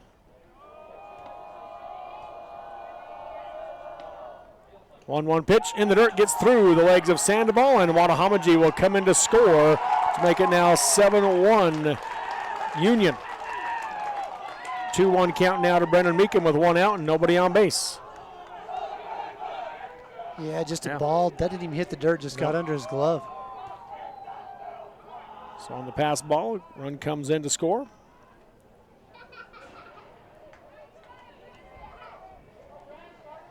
Lloyd has thrown 1 inning of varsity ball this year for the Falcons. Did not give up a run in that inning. And who was the other one you said? 27. That's Lloyd, yeah. Lloyd, Cody Lloyd. Oh, is that the one you just? Then, yeah, Ty Holmes I do not Ty have. Holmes, Yep. 20. Yeah. Meekum in on the right side of the 2-1 count. Nobody on base and 1 out. 3-1 count, after ball 3 just missed. Swung on, line drive to left side, 1 hop to Higgins at short. Throw to first is in time. Zach Main showing his versatility as a fielder with a stretch for out number 2. Yeah, that was a heck of a good stretch right there by Zach Main. I think he tweaked it a little bit there as he kind of came up a little bit slow. Well, it hurt me just watching him do that. So. 2 outs in the inning as Cy Burchell comes to the plate. 7-1 Union here in the top of the 7th inning.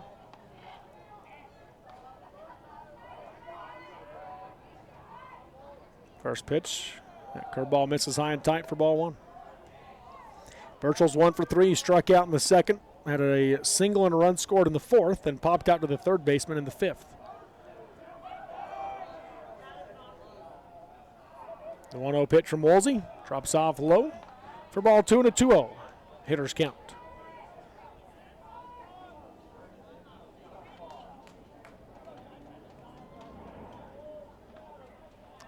Burchell trying to keep the inning going. 2-0 pitch is swung on, fly ball into left center field's going to get down for a hit. That one goes all the way to the wall. And he will come into second standing up with a 2-out double.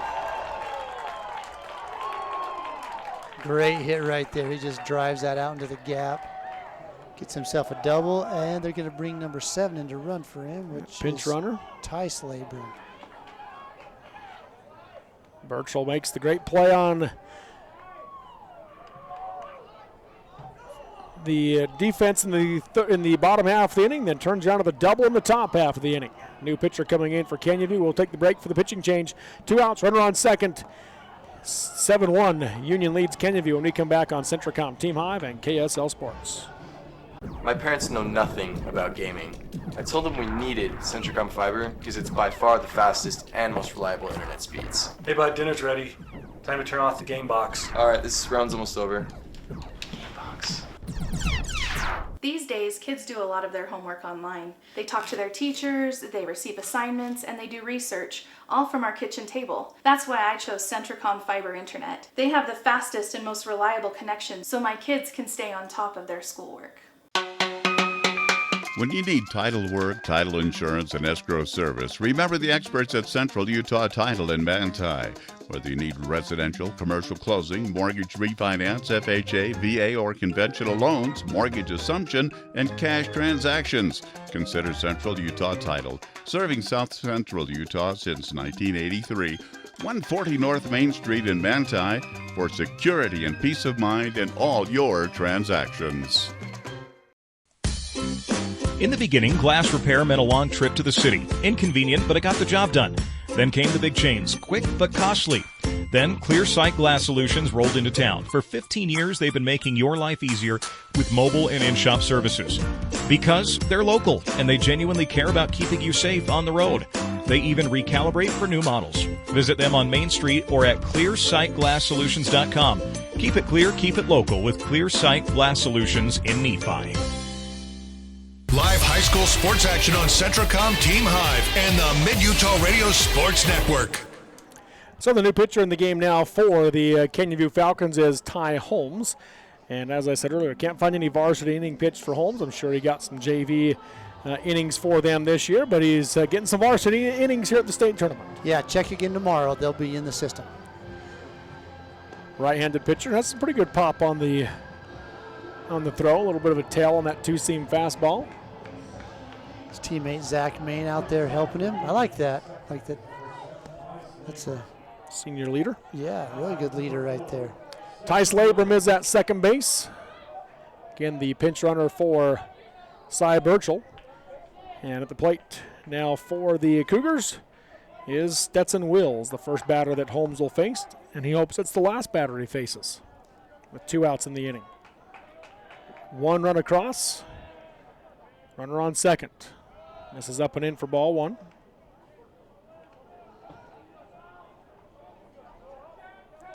Tell you what, you get an opportunity to pitch on this mound, you get to pitch off a great mound. This field is just fantastic. Here's the 1-0 pitch, right down the middle for strike 1. Wills is 0 for 3 in the game, grounded out to second, flew out to right, and lined out to the shortstop. So he's looking for his first hit.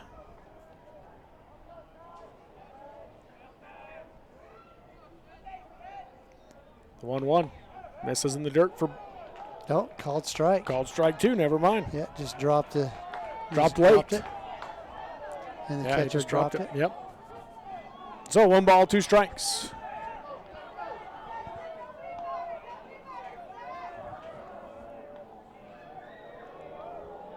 Two outs, runner on second. 7-1 Union. The 1-2 from Holmes. Swung on, line drive back in the middle is through for a base hit. And they're waving Labram around third. The throw home will be cut off by Main as he slides in safely on the RBI single from Stetson Wills. 8-1 Union. Good piece of hitting right there. Just kept his hands back, drives that up through the box for an RBI single. That'll bring Davin Brotherson to the plate. He doesn't know how to get out against Canyon View. No, he doesn't. Every one, the 7, 8, 9 batters have now all been on base. Combined 6 times. Yeah, they have done their job. They're going to throw to third to make sure he touched the bag. Home plate umpire says he did.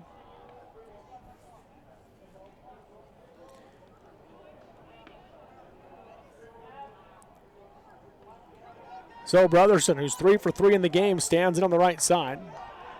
They've kind of been trying to move the second baseman around to get it where he's been hitting it. As he fouls this one back to the screen for strike 1. He's just been hitting around the second baseman and over his head. All line drives. Do you have still Lloyd down there in the bullpen? Yes, it is for Canyon View. So 3 for 3, 3 runs. He's had a heck of a day.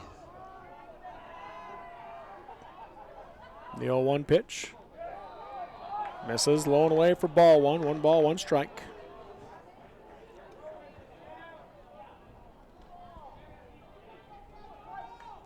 .61-mile-an-hour curveball right there from Holmes. The 1-1. Stays low for ball 2. 2 balls, 1 strike now to Brotherson.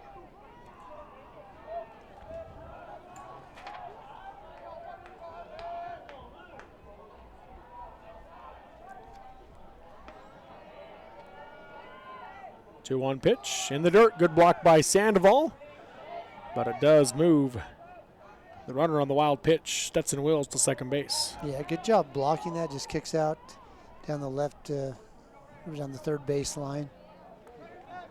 Makes it a 3-1 count. Hitters count here for Brotherson. Holmes checks him at second. 2 outs in the inning. 3-1 pitch. Nearly hits him for ball 4, and that should send Brotherson to first base. Saying 3-1 on the scoreboard. Everybody's saying that's yeah, ball they're 4. all yelling. Should be ball 4. So they're going to have him check with the official scorebook. Oh, it says no, I think he checked with Canyon View to make sure. Yep, because Union was saying it was ball 4, and he checked with Canyon View, and their book agreed, ball 4. So runners at first and second now for the Cougars. They're going to go out the pinch hitter for Gannon Labrum. As they bring in the game to hit for Labrum, that'll be Gavin Roberts.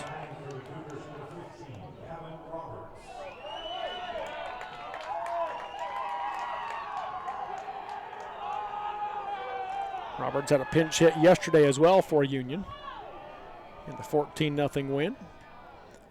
First pitch here. Bottom part of the zone, strike 1.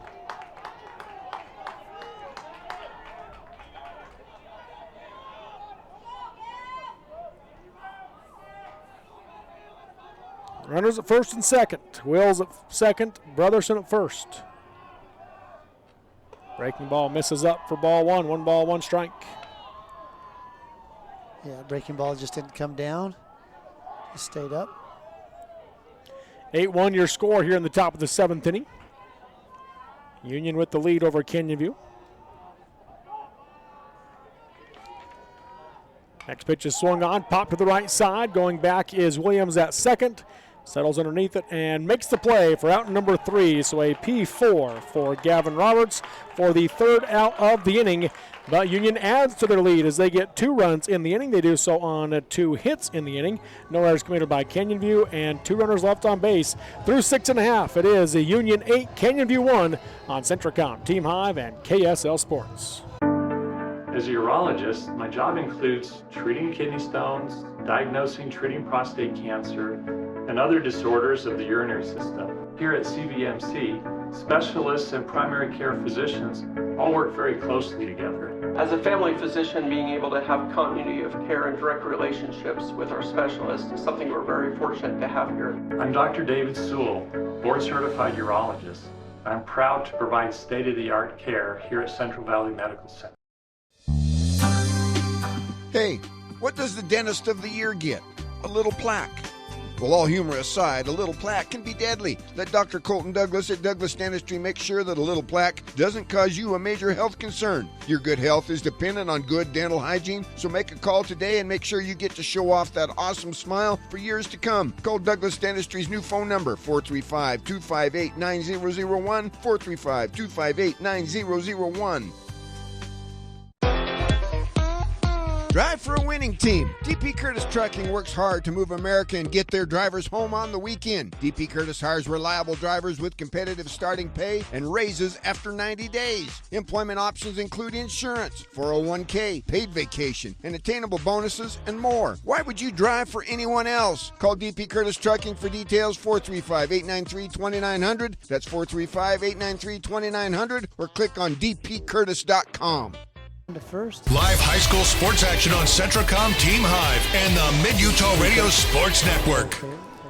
Welcome back here to Lindquist Field in Ogden, as the new pitcher now for the Union Cougars is Tyson Marks. We saw him warming up a few times, and so he will come in and take over on the mound.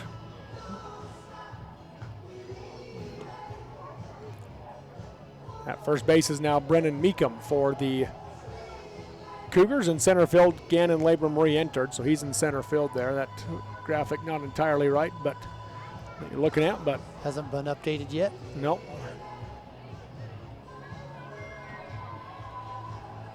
And again, they don't have the re-entry of Labrum in center field on there still, but either way. We can see is out there. Yes, we can. So Brennan Meekum, who was the DH, just enters the game for Ryan Oakey in the field. And they're going to, Hunter Johns come to the plate, beat the leadoff batter for Canyon View. Yep, 9-1, 2 hitters this inning. Johns followed by Jeter Sanders, then Zach Main. If they get to the fourth batter, that's Preston Higgins. In an 8-1 ball game, Union on top. First pitch from Marks. Swing and a miss, strike one. Hard cut right there by Johns. Takes a hard cut, and Coach Labrum steps out, and he pulls his outfield in. The 0-1, swing and a miss, strike two, another big cut. Might have gone after the high one there. Yeah, that was definitely higher and out of the strike zone. So an 0-2 count. Johns is 0 for 1 in the game. He walked and scored in the third inning, the only run of the game for the Falcons. Watch his ball one go by there. Then he grounded up to second to end the fourth inning. So Tyson Marks on the mound has a 1-2 count here to Hunter Johns. Next pitch, drops off low and in for ball two. 2 balls, 2 strikes.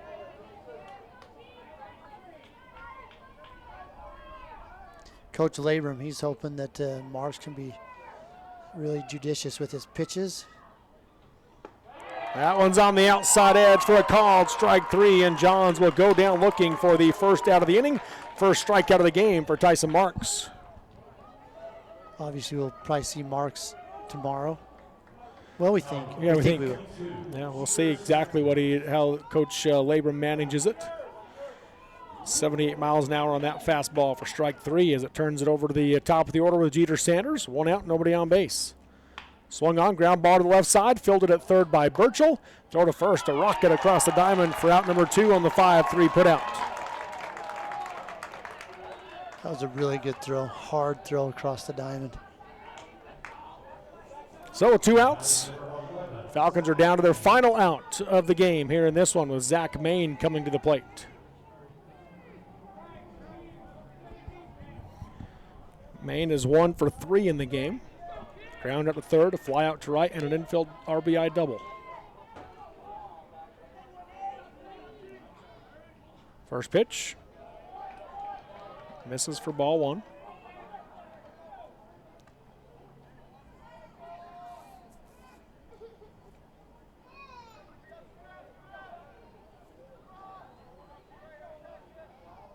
Takes a sign from Franson.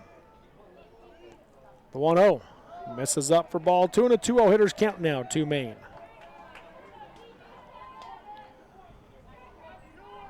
Canyon View needing a runner to start a 2-out rally.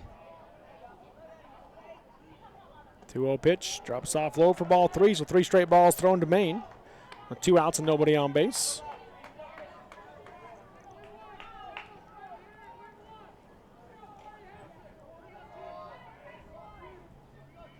The 3-0, right down the middle for strike 1 and a 3-1 hitters count.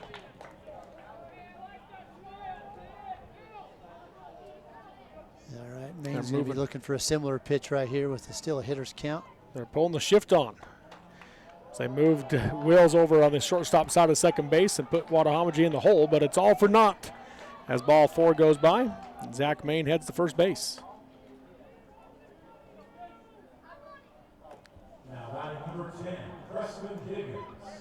Good play discipline right there. Oh, yeah. Both these coaches, the 2 of the more aggressive coaches at moving fielders around and trying to put them in the best positions per batter.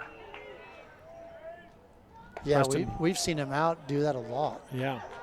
Preston Higgins watches ball 1 go by high and tight for a 1-0 count. He's 1 for 2 in the game. Single in the first and a stolen base. Struck out in the third, then walked in the 5th. Next pitch, swung on and fouled off to the right side for strike 1 and a 1-1 count.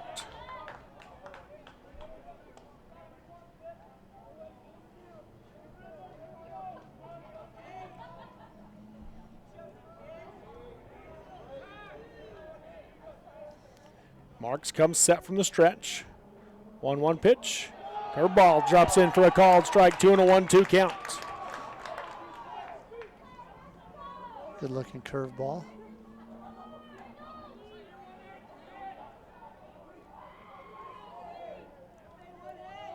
Marks again comes set.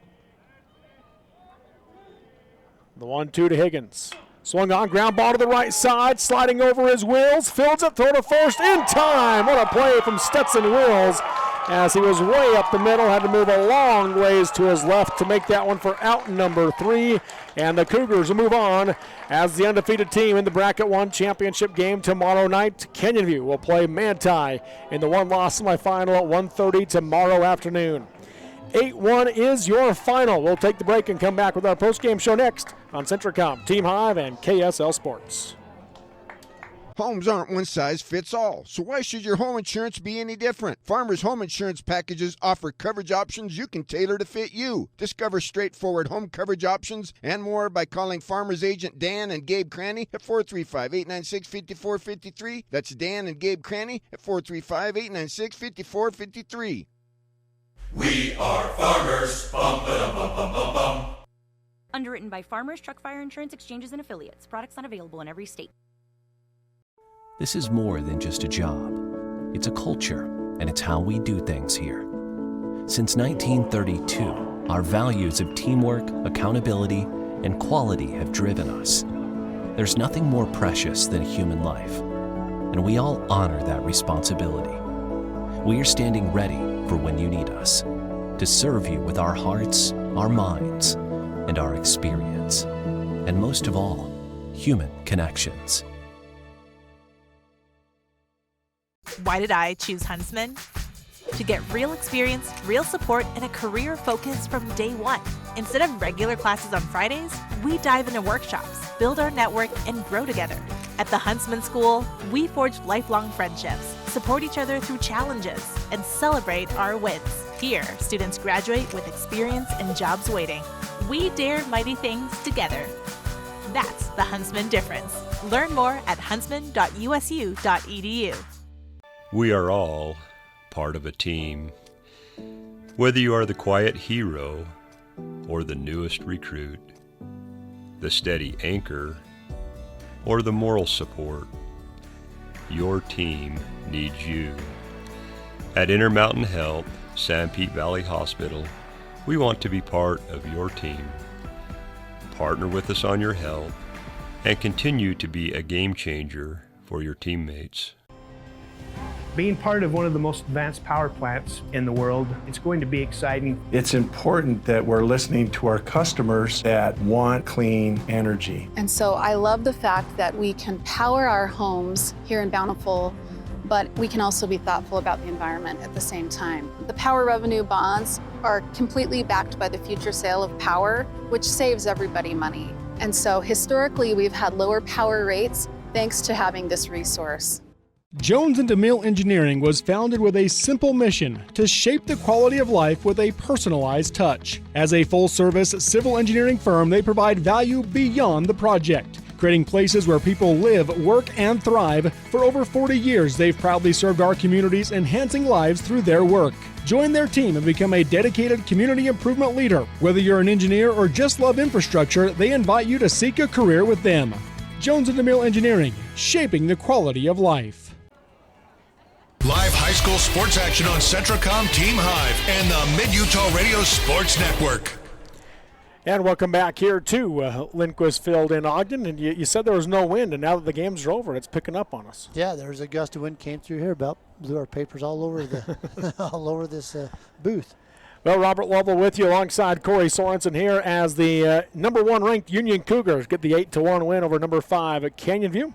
Canyon View will drop down to play Manti tomorrow at 1:30 here in the one-loss semifinal of Bracket 1. The winner of that game will move on to play Union at 7 o'clock tomorrow night in the Bracket 1 championship game.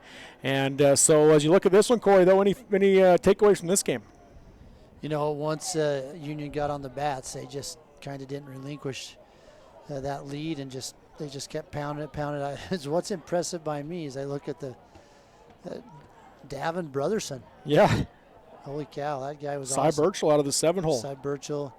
Yeah, 7, 8, 9. Those guys were really effective turning the lineup over to the top of the order and being on base for them to come around and get some runs. 5 of the 8 runs coming from Burchell and Brotherson there at the bottom of the order, and RBI as well from Wills in the 8 spot. So, they got the job done.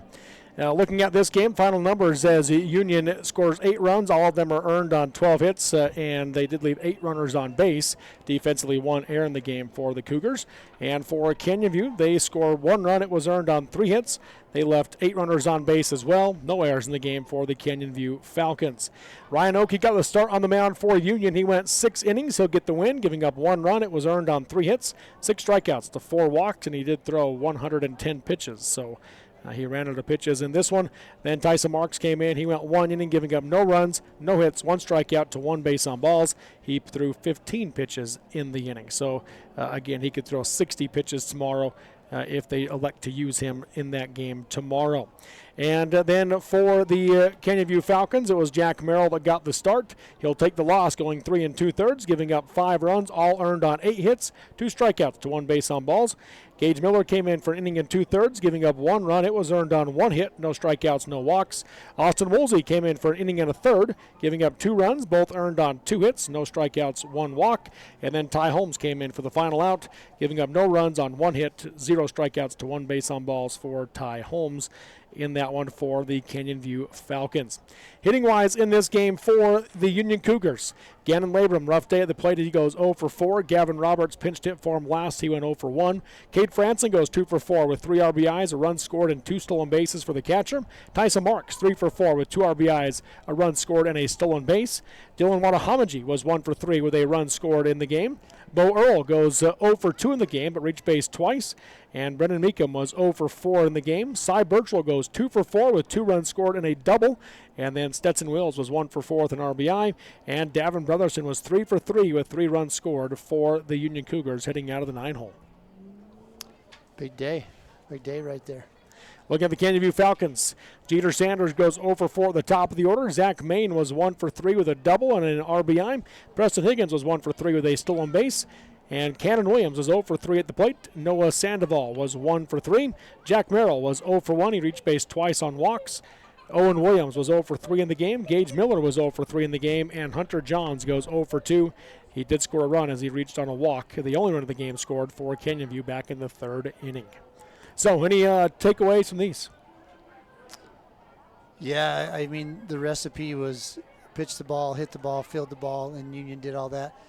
Canyon View actually did a good job. I think there's a lot of good takeaways for Canyon View, and they're going to come hungry tomorrow as they look to move back through that 1-loss bracket. But just need to get their bats a little hotter, and they'll be okay. But a lot of good takeaways, I think, from Canyon View to learn from tonight. Yeah, Canyon View 1 run in 2 games now, 1 run in each of the 2 games they've played. They got a 1-0 win over Manti, and they'll get a rematch with Manti tomorrow afternoon. But as you said, Coach Jacobson definitely wants to get his hits going. And it looks like they're doing the coin toss right now. I think Trent from the UHSAA is down there with Coach Jacobson. He's on the phone with Ty Hill. I know he got Coach Ty Hill's phone number to see who the home team is tomorrow. Manti was the home team when they played yesterday.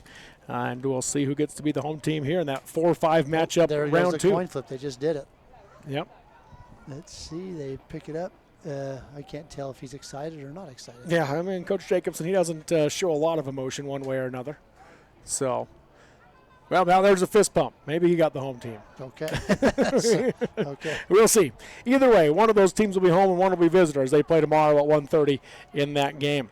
8-1 once again is the final in this one. Tomorrow we'll start with the 11 o'clock game, Logan versus Carbon. And that one will be the winner of that one will move on to play Grantsville at 4:30 tomorrow afternoon. And both those games on Centricom Team Hive and KSL Sports. Then at 1:30, we'll have the Manti Canyon View matchup on the Mid-Utah Radio Sports Network, Centricom Team Hive and KSL Sports. And the winner of that game move on to play Union at 7 o'clock tomorrow night here at Lindquist Field in Ogden. And if Union or Grantsville lose tomorrow, there will be games played on Thursday at Gates Field at Kearns High School. If both Union and Grantsville win tomorrow, that's it. Everybody gets a day off tomorrow. They'll come back on Friday for the championship series at Gates Field at Kearns High School. But again, if either of them lose, there will be at least one. If both of them lose, there will be 2 games played on Thursday, and the series and the tournament will shift to Kearns on Thursday. Regardless of what happens, there will be games.